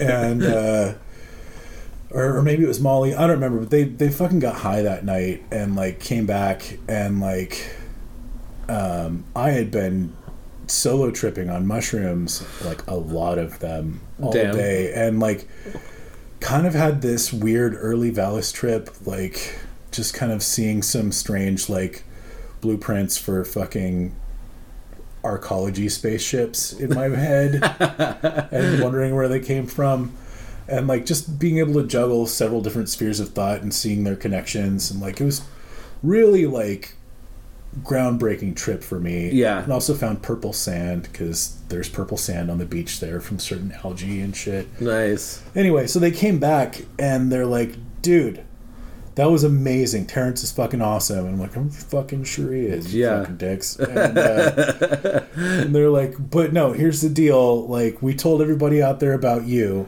and how awesome you are. And I'm like, what? And they're like, yeah, I mean, we told everybody that we came down here to do this seminar, but you couldn't afford it, so you're just hanging out on the beach while we come and camp with you. And everybody not only thought it was not fair that we don't get to stay out there this weekend, but it's lame that you don't get to go to the thing. So tomorrow, we're just all going to go, and then we're going to get fucked up at night and just stay out there. And I'm like, awesome. Whoa, that's cool. Yeah, I got a free day of seminar with Terence McKenna and this guy named Mark Pesci, who developed Vermal, which is virtual reality modeling language. And it was like this transhumanist workshop. Yeah, cool. It was dope. And then that night, like, I ended up eating some mushrooms and talking to Terence about the rapture of the deep and like all this crazy fucking shit. It was a hoot, man. That's cool as hell. It was a lot of fun. That's so cool. You kind of told me the brief version of this before, but damn.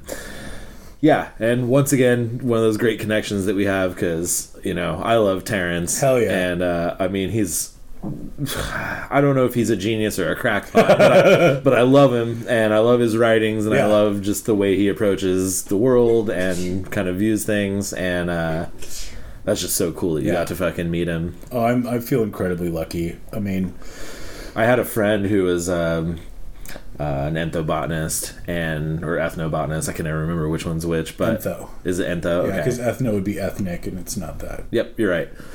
Yeah, okay.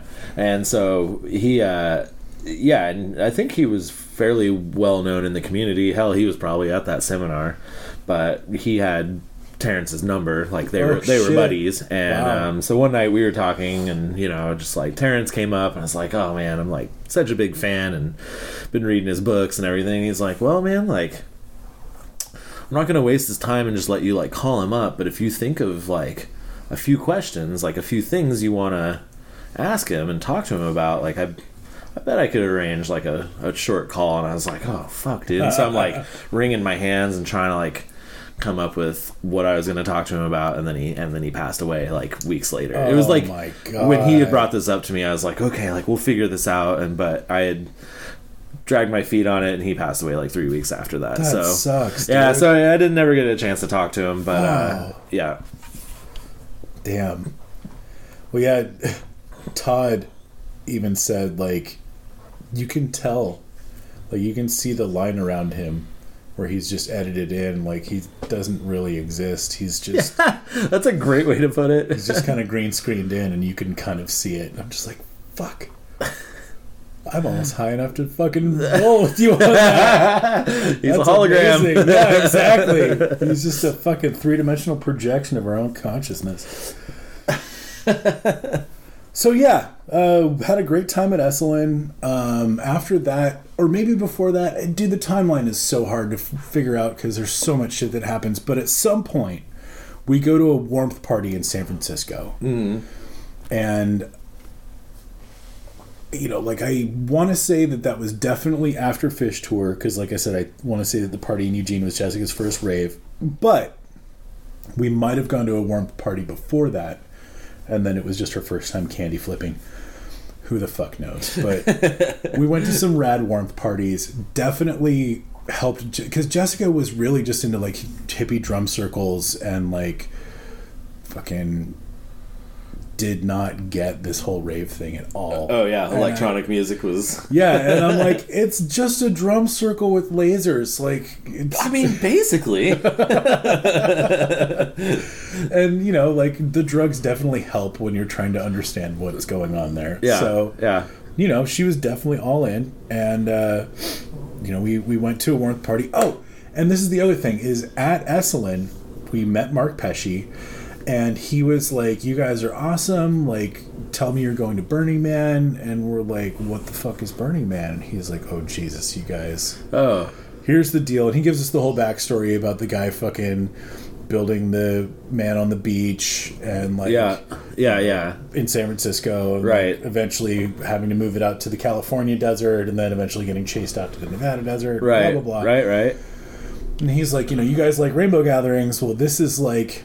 the opposite, but still the same. You know, this is like the opulence end of it. Like, this is where all the rich people go to party. Well, like my buddy Adam says, friend of the pod, he said it's like going and partying on the moon, right? Because it's just like really harsh conditions. There's more oxygen, but it's very similar. And so it's like figuring out how to party in a climate that's super hostile. And so it's like a survivalist convention. Oh yeah, like coupled with a giant party. Yeah, and also a lot of art and flamethrowers. Yeah. But back then, they weren't allowing anyone in who didn't have a ticket. So I mean, no FBI, no park rangers, no law enforcement of any kind. There was no money allowed. Right. It was barter system only. So there were definitely some similarities back then between Burning Man and The Gathering. Yeah. And so we were like, fuck it. Oh, no, that's right. Jessica was like, fuck it. Like, I'm going to go. Because Mark Pesci was like, I will get you in for free. You're fucking amazing. And she was like, I'm not going to go. And I was like, just fucking go. Who cares? Like, go have fun. And so she calls me. I think she'd been there for like 2 days or something like that. And she like got all spun out with that crew and was like, you need to get your ass down here. And I'm like, how are we going to make that work? And she's like, I've got it figured out. All you got to do is get into Gerlach on this day, and I'm going to get you into Burning Man. And I'm like, nice. Fuck it. All right. And so I fucking went and quit my job at Baskin-Robbins that day. Where were you floating around? Were you back in Sacramento? Yeah, like we landed back in Sacramento, and we'd gotten jobs at Baskin-Robbins because they were opening a new one Nice. in Folsom. And it was basically an open casting call. Like, if you've got a pulse, we'll give you a job. Yeah. And real quickly, Jessica figured out that this was not the job for her. No. And, didn't sound like jobs were much of anything for either of you at this point. No. But I was like, you know what, fuck it. Like, I'm gonna hang in there because we want to have some weed money and stuff. And so, and I mean, I can handle a fucking McJob. I've worked in tons of restaurants. Like, it's whatever. And it got to the point where they were going to promote me to manager. Like, I was helping them train people and stuff. And then Jessica was like, dude, come to Burning Man. I'm like, yeah, fuck it. Yeah. So I quit my job. Sounds reasonable. Like, Right. Slanging fucking shitty ice cream to, like, crying kids all day, or Right. Burning Man with my girlfriend. Yeah. Like, Well, and also, like, my dad had been talking about how, like, he kind of needed some help up in Bend. And I think it was his way to just get my ass back into town so that I wasn't just down in California, maybe, like, losing my mind. Right. And so yeah, I was like, fuck it. Like, after this, I'll just go back to Bend. I'll fucking work a couple of weeks doing construction, which is double the money that I'm making here at fucking Baskin-Robbins. Yeah. And it'll be fine. And so I go to the manager's office, and he's like, what can I do for you? And I'm like, well, I'm sorry, but I've got to give you my notice. And he's like, well, what's the deal? And I'm like, well, I'm going to go up to Bend and do construction, and I'm going to be making $15 an hour. And he's like, oh, I was going to promote you to manager, but I actually can't pay you that much. So Yeah. good luck. And I'm like, yep. See ya. Right, bye. Drove my ass all the way to Gerlach, Nevada from Sacramento, California in one stretch. Oh, man, we were good at that back then. Yeah. And ended up meeting Jessica at this weird fucking bar / general store called Bruno's. Bruno owns the town of Gerlach, and he is a fucking character. And she's like, all right, I stole you this fucking bracelet from the Ranger's car when he wasn't looking, and this is going to get you in for free. And there's a much longer story about how she, like, distracted the park rangers and, like, did some sleight of hand with bracelets to get an extra one. Whoa. But I don't remember it precisely, and I'm not going to belabor it here. But Sure. suffice it to say, Jessica pulled some fucking magic to get me an extra bracelet and, like, managed to get a ride into town and waited for me, and I came and picked her up, and we drove into the gathering, or fucking Burning Man.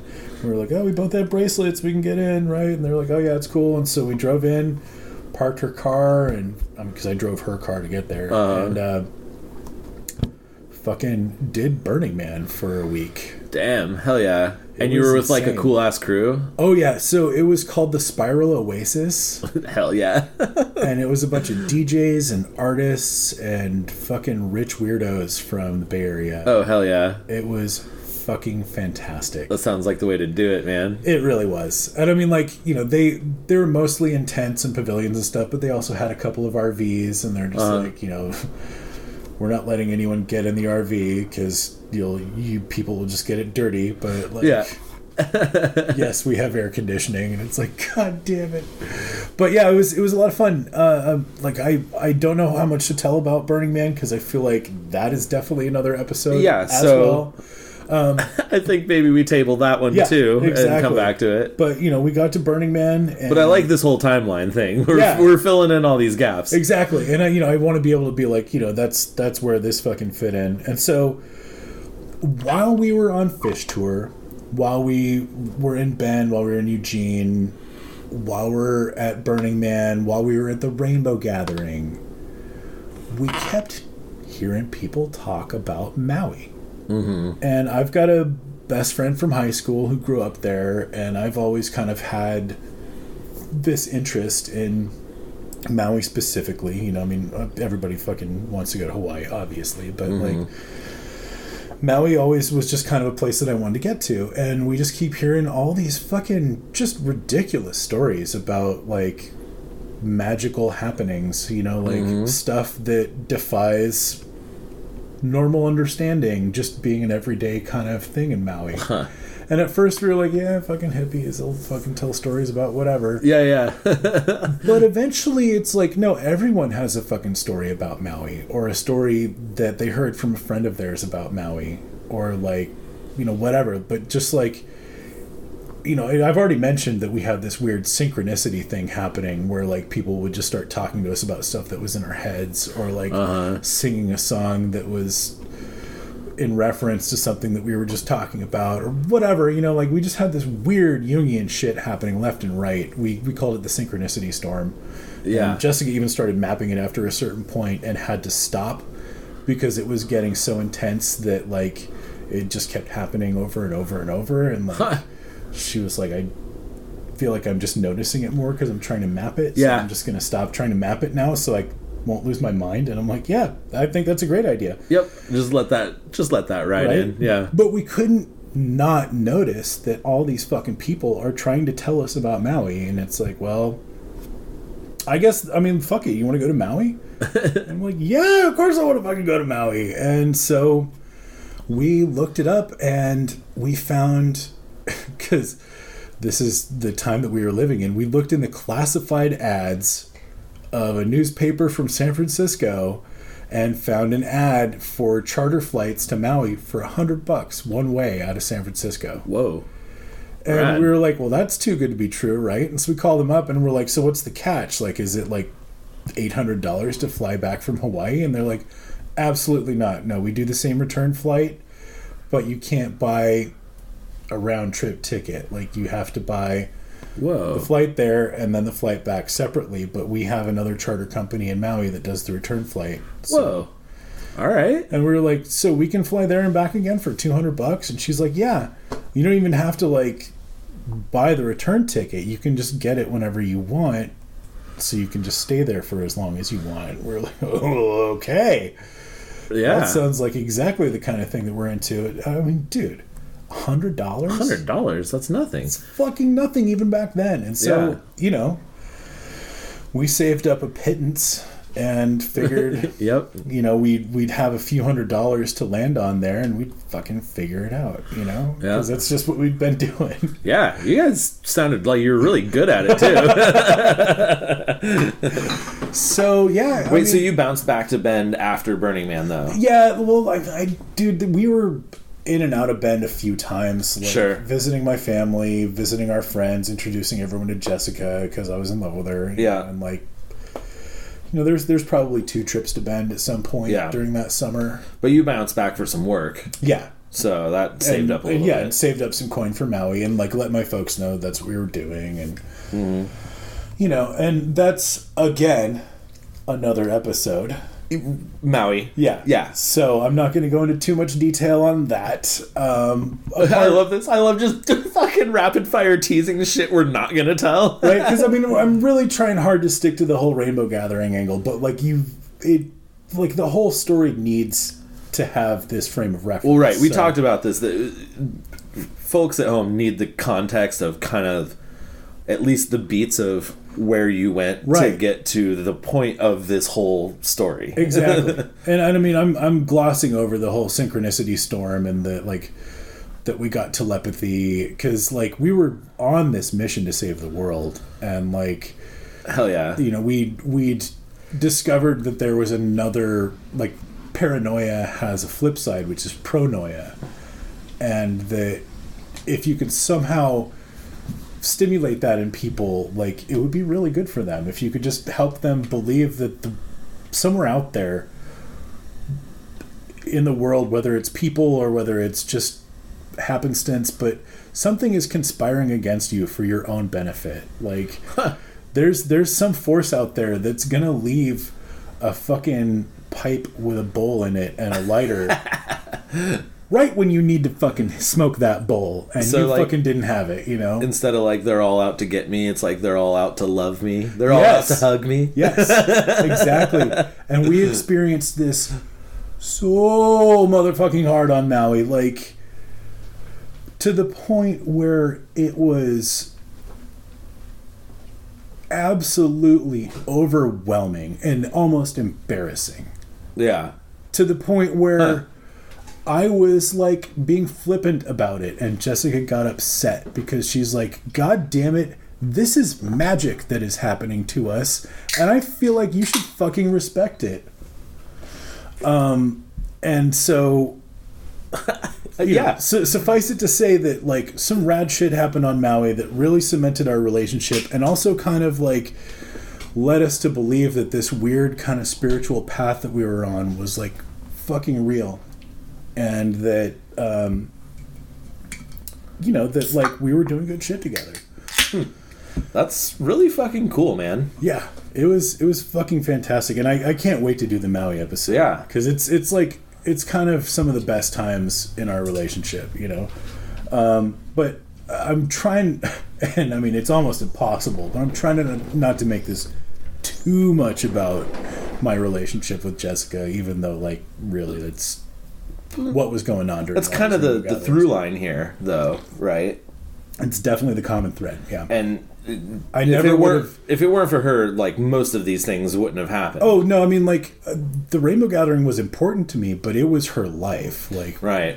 She really identified a lot of her existence with the Rainbow Gathering because of stuff that had happened to her there. I mean, sure. Like, those are her stories to tell, but like, of course, yeah. My God, did she see some shit at some Rainbow Gatherings? So like, I get it, and I was there right there too. Like, yeah, I was gonna say, it looks like you got brought into the fold and got to see a lot of pretty interesting things yourself. Absolutely, and meditating for world peace. Like, fuck it, dude, I'm on board. Yeah, dude, no, totally, no, that's way cool. So yeah, we did the Maui thing, and we got some Molly in the mail. We had some fucking Jerry Garcia acid out there. Like, it was a real hoot.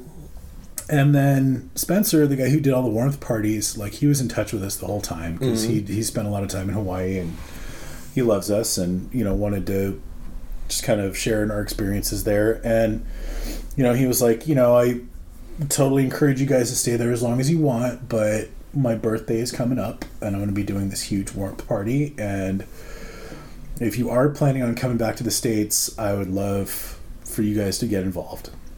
And we were kind of like, well, I mean, we've done just about everything out here, like, but also like this magical paradise is kind of doing it. Oh, for sure. But I mean, by the same token, like, you got to recognize that this island is like, it's smaller than the state of Oregon. I mean, by a huge margin. It's like smaller than the state of Rhode Island.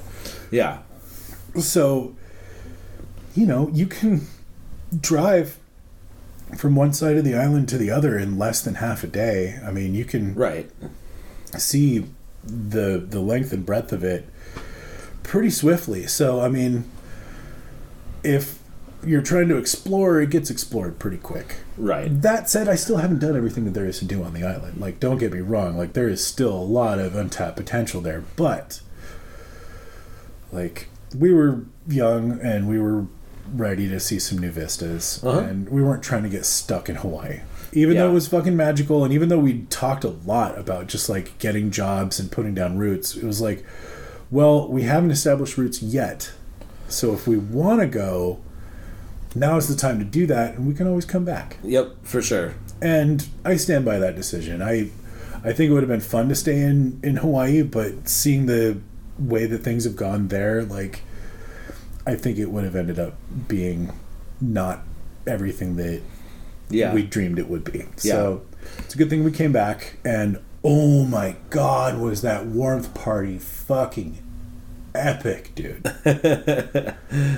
And I mean, even before we left, like, we'd been promoting for warmth parties and stuff. Like, we'd been going to parties in San Francisco when we could, and like flyering and stuff. And so we came back, and essentially we just sat down and we're like, here's the major parties that are happening all of these weekends before the big warmth party. Let's go hit all of these and flyer. And hell yeah. Well, okay, I'm sorry. I'm all of the big underground parties, like all of the like cool kids, like folks that we know kind of parties. Like, we weren't going to Massives or any shit like that. Right. It was just like, here's Happy Kids, here's Harmony. Here's all these little... Well, Harmony wasn't very little, but anyway, I digress. went to a bunch of parties, got in for free. Because you were promoting. Yeah, and they fucking knew Warmth and knew Spencer, and some of them even knew us. It was just like, fucking get in here. Oh, yeah. And that was when I started partying sober, because you can't. Like, especially if you want to hit multiple parties in a weekend. Like, there's no way, dude. Yeah, you can't go that hard. And you're kind of working. You got to keep your shit together to pass out some flyers. And I mean, like, I think maybe I had a job or something at that point in time. I think I was circulating petitions. Anyway, suffice it to say, we weren't trying to get that fucking twacked out. And there were some nights when we did fucking party, but, like, for the most part, we were just, like, having a good time going to parties and promoting and just dancing and drinking water and... Hell yeah. Sharing the vibe. And so, eventually we go to Warmth, and it's off the goddamn chain. I ended up spinning with Spencer a little bit in the chill room for, like, his little birthday set. I'm, like, nice. Scratching fucking Bert and Ernie, and it was great. Oh, hell yeah. And so then after that, we stayed for a little while in Santa Cruz with Todd. Todd had this really fucking cool spot up in the Redwoods in Santa Cruz, like up outside of the city proper, like kind of up the hillside. There's this fucking Italian restaurant with a room that was lit only in black lights. That was fucking cool as shit. Oh yeah, because Todd's he's like a software guy or something. Yeah. So he's got a spot in San Jose and a spot in Santa Cruz. He moved from San Jose to Santa Cruz. He got another job, and, like, I don't know if he was telecommuting or if the office was actually in Santa Cruz here. Okay. But it was just kind of like, I need to get the fuck out of San Jose. Like, damn, how's this dude got spots all over Cali? Well, and just like, dude, he's from Money in Sherman Oaks. Like, he hasn't really had to want for much. But as I've said many times before, definitely a cool guy. Oh, hell yeah. No, he sounds cool. Heart in the right place. And we just stayed with him for a little while. I don't exactly remember why. I think it was basically just like, you guys want to come hang out with me and just get fucked up for a little while? Because, like, I don't have much to do, and this is a rad place, and you guys are cool. And we're like, hell yeah. And that's when we discovered that drinking and doing a lot of Molly is not the best idea. Yeah. Because you get the whole 30-second night train effect where it's like, someone's got a great point to make, and they get about a minute into the story and then forget what the fuck they're saying. And they look around at everyone else for help, and everyone's like, dude, I remember that you were telling a good story and that I was right there with you, but I don't remember what it was about. And it was less than 30 seconds ago, and I'm so embarrassed now. It's like, I mean, that's just what we did all fucking night. Yeah. So, folks at home, let this be a lesson to you. Red wine and Molly don't mix. Yeah, I mean, sure. Drinking and Molly's fun, though. It is, if you're going to drink 70 beers. I mean, I wouldn't know anything about that. Could neither confirm nor deny these statistics, as I may or may not have tested them with you. But yeah, I mean, I and again, like, set and setting, who the fuck knows? I honestly blame the cheap wine that we were drinking. Yeah, more than I mean, because, like, the Wien show was rad. Oh, the Wien show was terrific. And I mean, it's, it's not the only time that I've drank on Molly, but and maybe it was the quantity of Molly that we took. Maybe it was the quality. Who the fuck knows? We also did, like, perfect balance. Like, not too much Molly, not too much drinking. Well, right. And that night we were just, like, guzzling the fucking cheap Italian wine. So Yeah. Anyway, Santa Cruz was fun. I also talked to a guy who was into happy hardcore, and I had never, for the life of me, been able to give two fucks about happy hardcore. Like, it was a style of music that I wanted pretty much nothing to do with, and this kid was like, well, dude, what you gotta understand is, like, you just gotta find all the drugs that are at the party. Like, you gotta take meth, you gotta take Molly, you gotta do some coke. Like, if somebody's got some heroin, like, fuck it, dude. Like, smoke some opium on a bowl. Like, just do whatever. And then, like, like, drop some acid, like, all of it. And then get up to the front and, like, just, like, spread out your arms and, like, put your hands on someone and, like, just start rubbing them. and like moving in time with the music, and like everyone just like starts grinding their fucking jaws and massaging each other, and like you get all sweaty, and I'm like, that sounds awful. Yeah. And he's like, but no, dude, you just like everybody gets into it, and you're just going, and I'm like, oh, so you're a big grindy fucking drugs pile with terrible music.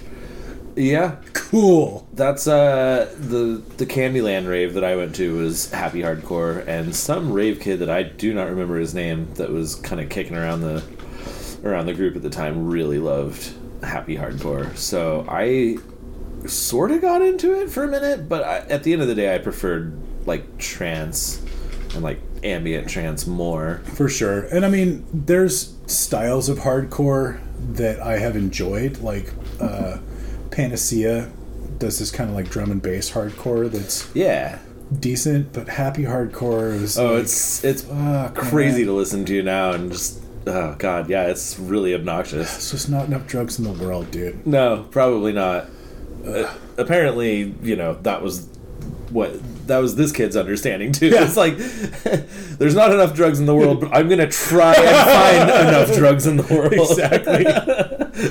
Oh my god. So yeah, we hung out with Todd in Santa Cruz for, I don't know, like a week or two. And we had been hanging out with some friends of his named Abby and Jason, who were from Topanga, California. And we ended up making plans to go to Ren Faire, and they were going to be there too. And I think Todd had started dating Abby at this point. I'm not entirely sure. So you're going back to the Nevada Ren Faire. So this, I want to say, is our first SoCal Ren Faire. Oh, cool. Okay. And so we drove down to LA, and I want to say that we were staying...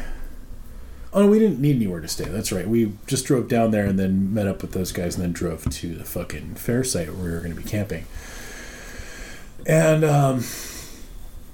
we did the Ren Faire thing. Oh, I don't think I've really gone too deep on... Oh, that's right. We were going to do an episode about it. Yep, Ren Fairs are going to be its own thing. So, yeah. So we did Ren Faire, and it was a lot of fun. We ate some drugs there.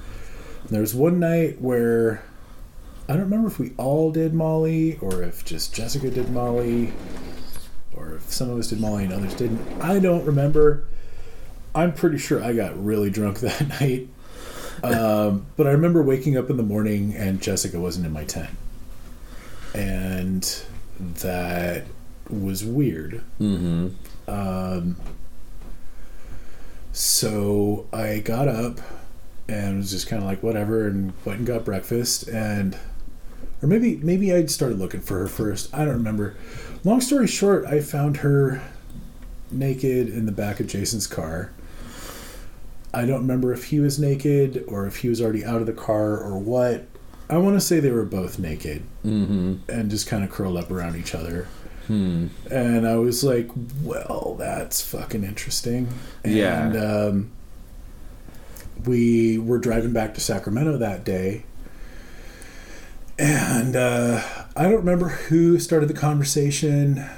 No, wait. And Jason was just a friend of Todd's. Okay. Yeah. Okay. Friend of Todd's, was also friends with Abby. They're both from Topanga. Okay. Got it. And don't exactly remember how they came into the circle, but I'm pretty sure that they were hanging out with us in Santa Cruz, and that was like where we kind of established the whole thing. And so I don't remember who brought it up. I'm pretty sure I had already asked Jessica like what was going on, and she was like, I know it looks bad, but like we were just fucking high and we got naked and we didn't fuck. And I'm like, okay, you know what, fine. Like I have a lot of questions, but I'm gonna go ahead and just assume that you are telling me the truth because I have no evidence in either direction. So. Now, had you guys been pretty monogamous at this point for a while? Yeah, we had been monogamous the whole time. I mean, yeah. But as I mentioned in the previous episode, you know, like Cody was kind of her side piece, and like it was unclear how that was going to shake out. And like it was pretty clear that things had still been happening with Todd too, and that like I was kind of like cock blocking him when I showed up. Yeah, right. So I feel like Jessica kind of thought that it was just easier to be monogamous with me, like, sure, but had never really like fully committed to that. And in fact, part of our our endless conversation in Yosemite, like part of that was just talking about, you know, human relationships and like, are we meant to be monogamous and this, that, and the other. And so the way that this conversation starts, if memory serves, is Jessica saying, so you know how when we first got together, we said that we weren't sure if humans are meant to be monogamous. And I'm like, God fucking damn it. Yes, I remember that. She's like, well, here's the deal. I want to be with Jason. And I don't know what that means for us. And I'm like, great. And she's like, yeah, so I think we were planning on moving down to LA already. But she was like, you know, if we do move to LA, I'm going to be around him a lot, and I'm probably going to want to do this. So it's up to you. If you don't want to move to LA and you don't want me to be with Jason, then that's what we got to do. And we probably shouldn't be around him anymore. And I'm like, well, that's fucked up. Like, yeah, you're putting this all on me now. It's a little weird. Like, I love you, and I was honestly thinking about figuring out a way to ask you to marry me, but like, yeah, you know, I mean, I'm also a super fucking hippie right now, and I don't believe in tying anyone down, and I believe that it serves mentioning here that at this point in my life, I believed that negative emotions were just bullshit. Like jealousy, envy, all of that stuff was just negative shit that you didn't have to buy into. A product of the oppressor. Yeah, like, you know, like, yeah. You don't have to feel that way. You don't have to be angry if you don't want to. You're not wrong, but also they're emotions that people feel, and you got to let yourself feel them and work through them and stuff. Like, just stuffing them down is in no way dealing with them. Right. And so, you know, I thought if I could just not feel these feelings that I thought were somehow erroneous, that like I would be better off. Right. Like it would be better for the world, and like you should just not be jealous, and you should just not be envious, and you should just and it'd be cool if you angry, could just not all of those things, right? Sure. You know, but good fucking luck with that. Yeah, you know? And like, you know, correct me if I'm wrong, but you know, you're still young in this picture. This is your first love, so like you're very tied to this person, and damn straight, you know, and and we're about the same age, so I was brought up in this world of, I mean, just serial monogamy was like the only option, right? Like that's how people did it, and like, right. Unless you were just one of the totally freaky free love people, but also in the 90s, that all died in the 60s. So it's like, I grew up with this notion of just like, it's monogamy or not. Yeah. And my parents had this amazing storybook fucking romance where they backpacked through Europe as fucking 19-year-old hippies together. And like, yeah. I'm really seeing an echo of this in my relationship with Jessica. And I'm just doing the same thing that my folks did, and this is exactly right. And like, you know, we're just going to end up being together. And what a horrible mind fuck, you know, like, never do that to yourself. Yeah, for real. So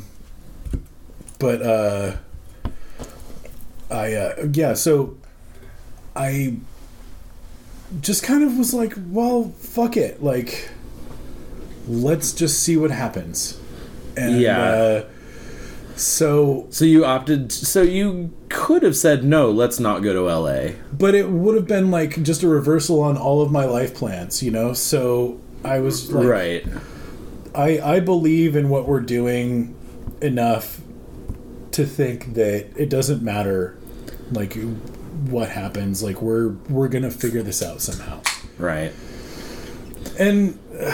well, and this is the fucked up thing when you can't find a middle ground on how you're going to navigate your non-monogamy, then somebody is operating under duress. Exactly. You know? So it's either you go to LA and you're kind of living this non-monogamous relationship under duress because, like, you're being forced into it, or you're taking her out of what she wants to do and then she's sort of living her life under duress. Right. And so there's just no, like, equal ground unless you could find that middle ground, which it sounds like you couldn't and didn't have the time to. No, and I wasn't going to be the oppressor who is like, you're with me and like that's what we're doing, you know, like, and just that's fair. That, I mean, honestly, you know, if you want to do something else, then I can't keep you, right? You know, and so ultimately she was breaking up with me, but I just didn't realize it. Yeah, I thought that we were making some kind of weird hippie arrangement for a love triangle.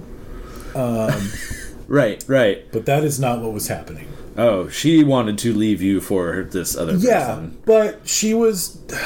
But she didn't want to... Like, and I'm not trying to, like, pigeonhole her too much here because a lot of time has passed, but I'm pretty sure she was painting it to look like I could still have a relationship with her while she was kind of dating Jason. Uh-huh.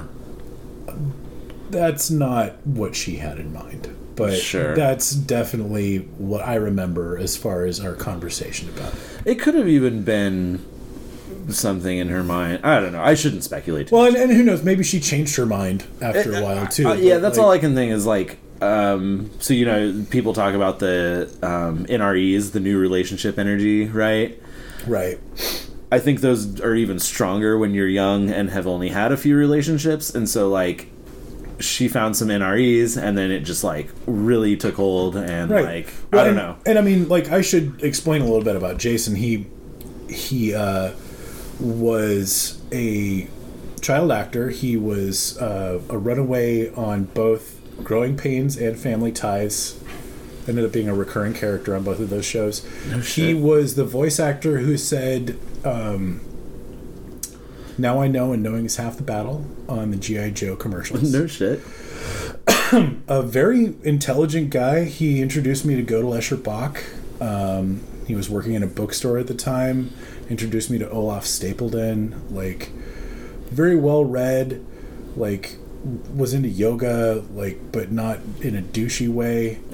I mean, like, I fucking love Jason. Let yoga me put without it this the ponytail. Way. Like I feel like at this point, Jason is not culpable whatsoever in this story. Like, he is just a fucking good guy who is watching out for his dog and, like, you know, like, smart dude.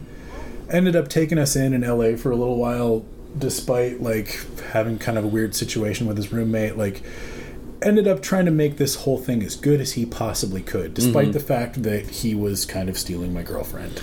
Yep. So, you know, I'm not trying to paint him to be the bad guy here at all. Like, he was definitely complicit, but at every point he was like, "Are you sure you're okay with this?" And every time I told him that I was. So, yeah, you know, what you gonna do? But man, I will say that we had a whole plan to go to the Pennsylvania gathering, and it was going to be me, Jessica, Todd, and Abby. We're going to take Todd's Isuzu Trooper. It was going to be great. You know, it seats 5. Just drive across the country. Yeah, and huge cargo space. Oh, it's going to be glorious. And then right at the end, like a week or 2 before we left, Jessica's like, "What do you think about Jason coming along?" Oh, boy. And I'm like, "Yo, there's not enough room in that fucking car." And Todd and Abby were like, "That is absolutely right." But she was like, "I think I'm in love with him and I want him to come." And somehow all of us dumbass fucking hippies were like, fine, whatever. I think part of it was just that we didn't want to fucking deal with Jessica doing her whole fucking temper tantrum bullshit. Yeah. Which was definitely one of her ways to get out of shit. But, yeah, I don't know. At the end of the day, I think we were all thought that we were open-minded enough that we could fucking deal with it. Turns out that all of us really were, except for Jessica. Really? That's kind of a bitchy thing for me to say, honestly, but like we all dealt with it really fucking well, I thought. But for her, it was all about this fucking new romance, like the NREs, you know. And so, you know, that made things kind of sloppy on her end. But I'm getting ahead of myself here. So, you know, we all capitulated. Okay, so you just fucking sardine into this car with a fifth now. We fucking, you know, after this awesome fucking Ren Faire, we all just squeezed into this trooper, and dude, right off the jump, it was so fucking real. And like, I was having all of these crazy fucking lucid dreams that were like psychedelic and weird and like prophetic and warning and like, oh boy, you know, like you're all gonna die, but also like fucking unlocking the secrets of the universe kind of shit. Like, there was a lot of shit happening in my head, obviously, and like, yeah, you know, we started the trip with this idea that, or in my mind, we started the trip with the idea that, like, you know, me and Jay were still kind of like together, but she was exploring this thing with Jason,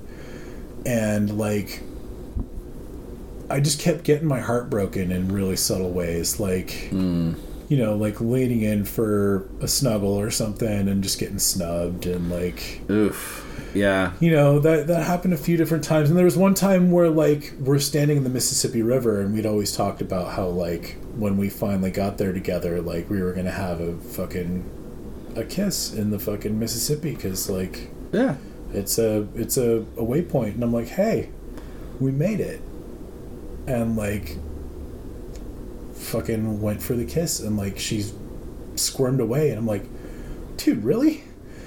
And she's like, Oh, right, huh? Oh, sorry. I'm just no. like, man, just another fucking weird.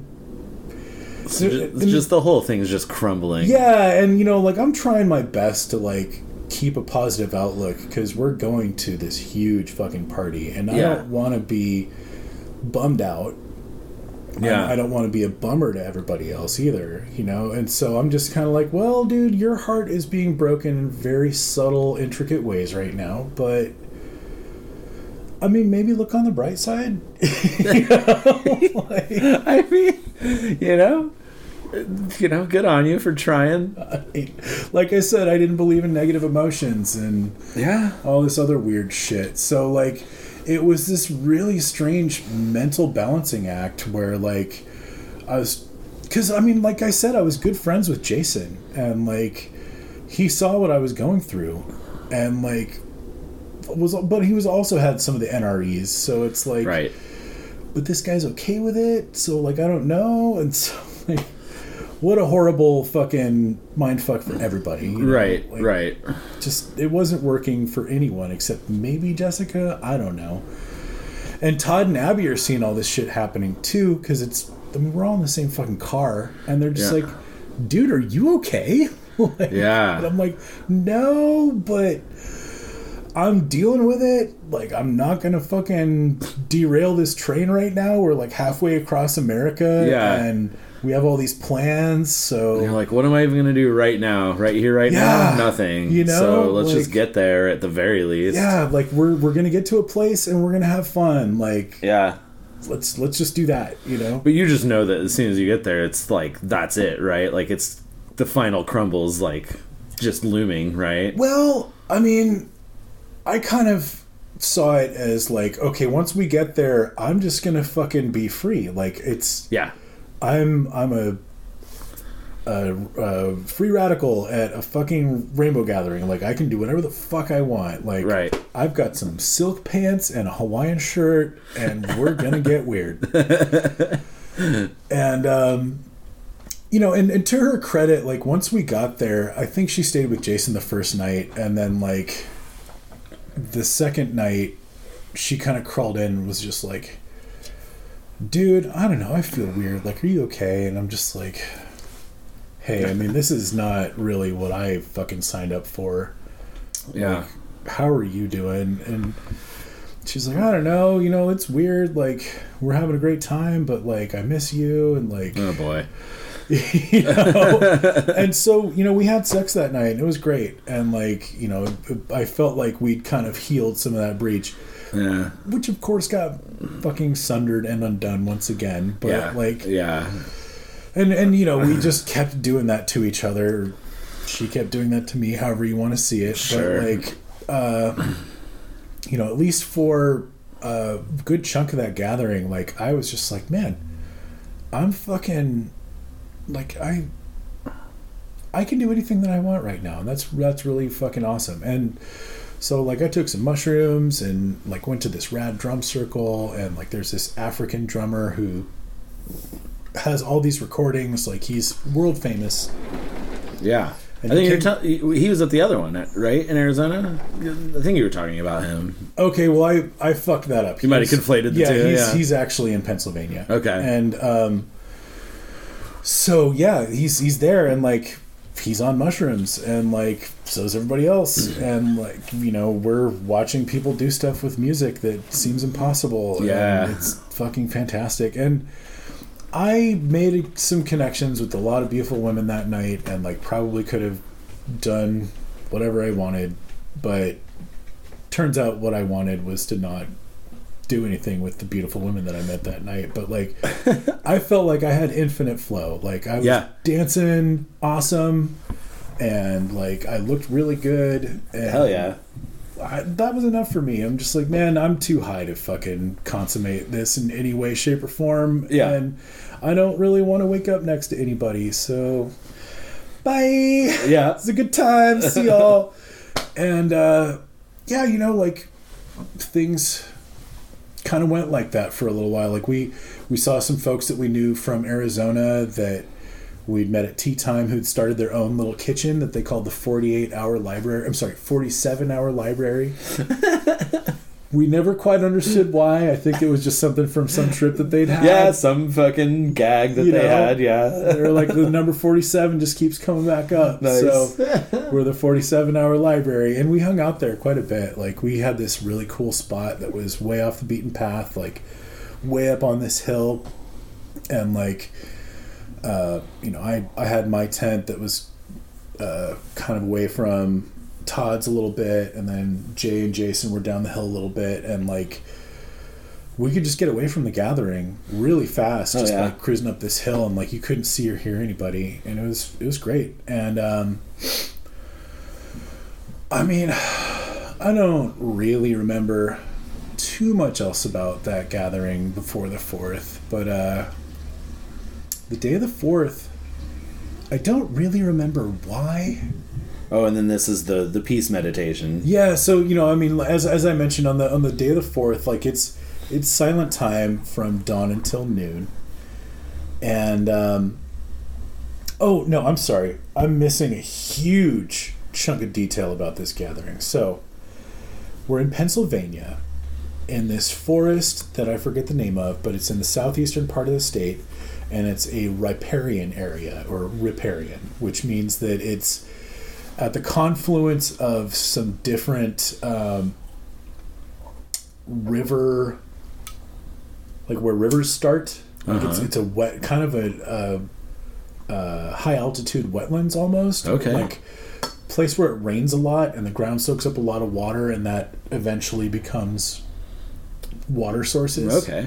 So, I mean, it's a great place for springs and that kind of thing, but it's also very fragile. Like, there's a lot of ferns and, like, other stuff that needs a lot of water and that's fragile. So, like, people walking around there are going to destroy a lot of things really fast. Yeah. There's also rattlesnakes. Oh, boy. There's also fireflies. Mm. There's also a fungus that grows in rotting wood called firefox. And trippers are making signs out of it. So you come walking down the trail, high out of your gourd. You're not using a flashlight because it's going to fuck up your night vision. Like, only noobs use flashlights at the gathering. Yeah. You guide yourself by the moon or the stars unless it's just really that dark. Yeah. And occasionally it is really that dark. Yeah, right. And most of the time you forgot your flashlight, so you just fucking figure it out. But, yeah, so, like, people are leaving these fucking tripped out messages just, like, in the dark, in glowing fucking chunks of bark. Whoa. Just whatever you want to say. It's nice. Fucking amazing. And, like, some of it's just boring and shitty, and it's like, why did you ruin a fucking rotted log for that? And then you go around another corner, and it's just fucking Bart Simpson's head. Just the perfect perspective and angle for coming around that corner in the trail, and you're like, you motherfuckers. How is there a glowing Bart Simpson out here in the woods right now? This is amazing. Yeah, that is amazing. Right? So, yeah, there's some cool shit happening. And, like, dude, I don't know if you've ever been around fireflies. I have not. They're not east of the Mississippi, if I'm not mistaken. They're not east of the Rockies. No, pretty much not. There have been sightings, but... There's lightning bugs that are east of the Mississippi, and there's fireflies that are... I'm sorry, they're west of the Mississippi, and there's fireflies east of the Mississippi. Yeah. I'm not mistaken. But yeah, so... Fucking we pull into this motherfucker, and, like, we park the car, and, like, we've been seeing him coming in. Like, we get out, and Jessica just grabs my hand, and she, like, pulls me, like, 50 feet away from the car, and she just stops, and she's like, okay, don't move. I'm like... All right. She's like, matter of fact, close your eyes. I'm like, okay. And I close my eyes, and we wait like 30 seconds, and she like turns me around, and she's like, okay, now open them. And my whole world is just filled with glowing fucking bugs. Nice. Dude, fireflies are fucking magical. Yeah. Yeah. It's kind of amazing. And, yeah, some pretty alien shit, you know? Yeah. Well, and she told me a few times when we were on Maui, she's like, if we ever come back, I'm going to bring fireflies and I'm going to turn them loose here because I don't even care if they fucking destroy the environment. Like, there needs to be fireflies in paradise. And like, yeah. I'm not even mad about it. But, yeah, so there's fireflies, there's foxfire, and it's been a really fucking magical, trippy time. And it's the 4th. And we get up in the morning, and for some reason it's just me and Jessica. I don't remember why. I think everybody else had like gone to breakfast or something, and I slept in, and Jessica slept in too or something. I don't know. At any rate, we found each other, and we'd all kind of like set aside some drugs for the next day because it was like, well, we all have this certain regimen that we're going to need to take before noon. So let's just get that together. We can take it whenever it seems necessary, and then we'll all convene before noon and do more drugs once we get to the circle. Naturally. Yeah. So, you know, Jay and I dose, and I think we like ate a little snack and like some orange juice or something, and like we'd already decided that we were going to dose and then wait a little bit to do our first dose of Molly, like half an hour or something. I think the whole goal was to just wait until we felt the first twinges from the acid and then do the Molly. And so we're just kind of traipsing about looking for pancakes or something, and pretty soon there isn't a whole lot that we can do about not giggling, and like, you know, we can't talk. Yeah. So we're just quiet trying time. Yeah, we're just trying to communicate through facial expressions and gestures. And, you know, when you've been living with someone and doing psychedelics with them regularly for, you know, a year or so, maybe more. Yeah. You have a pretty deep nonverbal connection with them. And so it's pretty easy to, like, make a goofy face in the right situation and get a laugh, right? Yep. And we just start tapping into that fucking vein, and it's just like every single fucking slapstick Laurel and Hardy moment. It's just like fucking caught me red-handed. Oops, you know, like just the hammiest, goofiest fucking silent movie shit, and like we're just leaning into it. And in every like kitchen and camp that we go into, like everyone's picking up on our shtick and like setting it rolling, and like we're like having a hard time keeping it together after a little while because it's just gotten so goofy. And it's like we're like writing each other little notes like, okay. Period. That's enough of that. You know? Right. Like, just fucking, oh, so good. And so finally, after a few hours of like cartwheeling through the forest and eating pancakes and eating drugs and getting real fucking high, we eventually make our way down to the main meadow. And we find Todd and Abby and Jason, who are all already sitting there. And we're doing our best not to just fall all over them and fucking giggle our asses off because we've just turned into fucking lunatics. And even they're just kind of like, whoa, you guys are so fucking silly right now. Like, we've just been sitting here kind of quiet and slightly nervous because we're getting too high. You know, while we're just the fucking get-along gang. And so we sit down, and the agreed upon ritual was that once we all got together in the place, we would distribute a certain amount of mushrooms. Mm. And I do believe that it was an eighth apiece. And so we all eat and ate the mushrooms. Damn. So you've taken some acid, you've taken some Molly. Yeah, and I want to say it was like 2 hits of acid, maybe 3. Let's say 3. All right, yeah. 1 hit of Molly to begin with. And then I believe another one. Maybe I think the second one we actually did with the mushrooms. Okay. So yeah, so I mean, naturally 2 hits of Molly, 2 or 3 hits of acid, ate the mushrooms. Is where we're at right now. Good Lord. And so we eat the mushrooms. We drink a lot of water. We're all sitting there looking at each other and not talking. And, some time goes by, and I've got this crystal that I'm fucking around with because, the whole fucking hippie myth at this point is that you can charge a crystal with some energy. Yeah. And you'll be able to feel that energy later. And I'm like, well, what better moment to charge a crystal with than this big fucking ohm, Yeah. I mean, yeah. So I'm just fucking around with this crystal, like starting to really hallucinate. And, like, I don't know, some time goes by. I want to say it was less than an hour. But it's unclear. We had an agreement that we were going to do another dose of mushrooms at some point. Wow. And maybe we did the initial dose before we got to the circle. It's unclear. But if we're going to get down to brass tacks, what really happened is no one ate their second dose of mushrooms because we were already so goddamn high. Yeah. And I ended up looking at everyone imploringly with all of these mushrooms in my hands, and saying, and not saying anything, but looking at them and going, well, I can't say how I was going because I'm looking at you right now, but right. I'm looking at everyone with this incredulous expression, like, is anyone gonna fucking eat these fucking mushrooms? And everyone's just kind of looking at me like I'm crazy.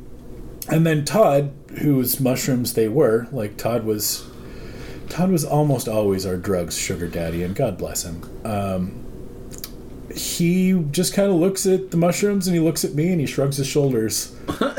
And I like kind of weigh one handful of mushrooms and look at him and he nods his head. And so I scarf those down. And then I go to hand him the other handful of mushrooms. They're probably in a bag, but I don't remember. And he just shoves them back at me, and I shake my head, and he nods his head. Oh, no. And I shrug my shoulders, and he shrugs his shoulders. I just eat the rest of the mushrooms. So there was 4 more 8s, or maybe 5 more. Whoa. At any rate, I ended up eating over an ounce of mushrooms, if Whoa. my math checks out. Or, I'm sorry, more than half an ounce of mushrooms. Yeah, okay. So, Jesus Christ. Okay. Yeah. I ate a lot of mushrooms. 14 grams-ish Yeah. in that neighborhood. And I also Did you took... vomit? No. And I also took another dose of Molly. And according to my research on Arrowhead, and god damn it, if one of our listeners can prove me wrong here, like, please do. But according to my research on Arrowhead, Molly acts as an MEO inhibitor. Okay, yeah. Which makes DMT orally active. And mushrooms have DMT in small amounts. Sure. That is normally not going to do anything to you because you're not on an MAO inhibitor and your stomach normally destroys DMT. But because of all the Molly that I was on, I ended up getting really fucking high. Yeah, I bet. Off of all of these mushrooms. To just quick bring it back to Terence McKenna, he said that 5 grams is what he called a heroic dose. And he said never do anything less than a heroic dose. I've never even done a heroic dose. So, like, I can't fucking imagine. I also know people, and several instances of people who, once you sort of crossed a threshold, like, the difference between 8 and 14 grams probably didn't fucking matter. Nope. Like, I knew a girl who ate a sheet of acid once, and, like, it probably didn't fucking matter. Like, a 10 strip and 100, 10 hits and 100 hits, like... Well, 20 hits and 100 hits, but yes. Maybe, yeah. But there's some point of diminishing returns where it's just Absolutely. like, it doesn't fucking 100%. matter. And I mean, I don't know where the diminishing, or where the line is on mushrooms, but, Yeah. like, certainly... After a half ounce, you don't get any higher. I can Fucking unlikely. feel like I can say that pretty unequivocally, and probably past like, yeah. I'm gonna draw the line in the sand there. But anyway, I digress. I ate a lot of drugs in the circle at the Rainbow Gathering, and I was already high, and I. A lot like my fucking acid puddle story, like, didn't really think about it a whole lot then. It was just kind of like, well, no one else wants their mushrooms. Yeah. Fuck it. I'll eat them. Yeah. Who cares about getting a little... oh, no, that's right. My thought at the moment was, like, I feel so fucking good right now. Of course I want to increase this. And just, feeling. like, nothing could go wrong. Yeah. Yeah. Which is, I believe that Molly has a lot to say about that. Yeah, probably. But yeah, so I'm just like, of course, like this is just going to increase whatever this is. So let's do that. Yeah. And at some point, I'm sitting there staring at this quartz crystal in my hand. And oh no, I'm sorry. Let's back that up. I'd been staring at the quartz crystal in my hand for a while. And oh no, that's right. Okay, yeah. We're on the right page. Okay. I'm staring at the crystal, and I feel a hand on my shoulder.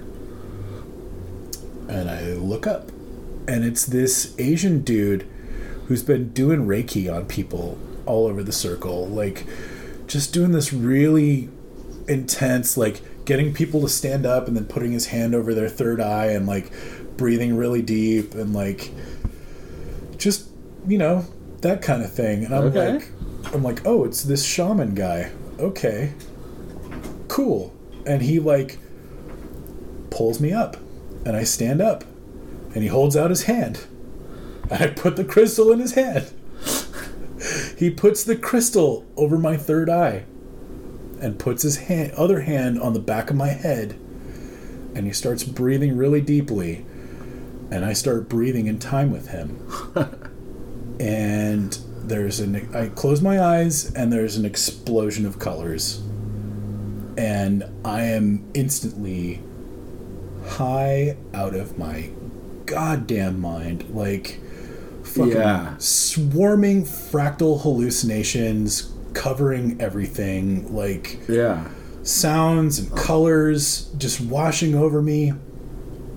And I don't know how long that went on, but I just kept breathing, and like the guy like eventually pulls his hand off my head, drops the crystal into my hand, pats me on the back, and keeps walking. Wow. And I'm just like, what in the fuck just happened? You know? Like, Yeah. whoa. And then I start seeing figures from throughout history and mythology once again. Once again, this is a theme. Yeah, superimposed over everyone around me. But here, it's somehow more present. It's not like, oh, there's Kali. It's like, oh, here's these guys out of this moment. Huh. And I'm witnessing this moment in history happening. Like, I'm pretty sure I saw Jesus and his disciples doing a thing that was super mundane. It was like they were pouring a jug of water into another jug. Yeah. But, like, they were in a similar moment to the one that I was in, or at least that's what was going on in my head. Like, I was witnessing people who were on the cusp of this weird psychedelic moment that I was about to witness. And so it was like this eschatological moment, if you will. Like, we're all on the cusp of this big weird transformation that's about to happen, and we all kind of know it on the subconscious level, and we're all seeing each other through time. And like, that was so fucking powerful. I'm just like, I was like fucking starting to cry and like falling to my knees and shit. I'm just like, damn. This is insane. Like, here's all of these other consciousnesses in other points in time and space that are all just kind of witnessing the same phenomenon that's all sort of connected through this nexus point.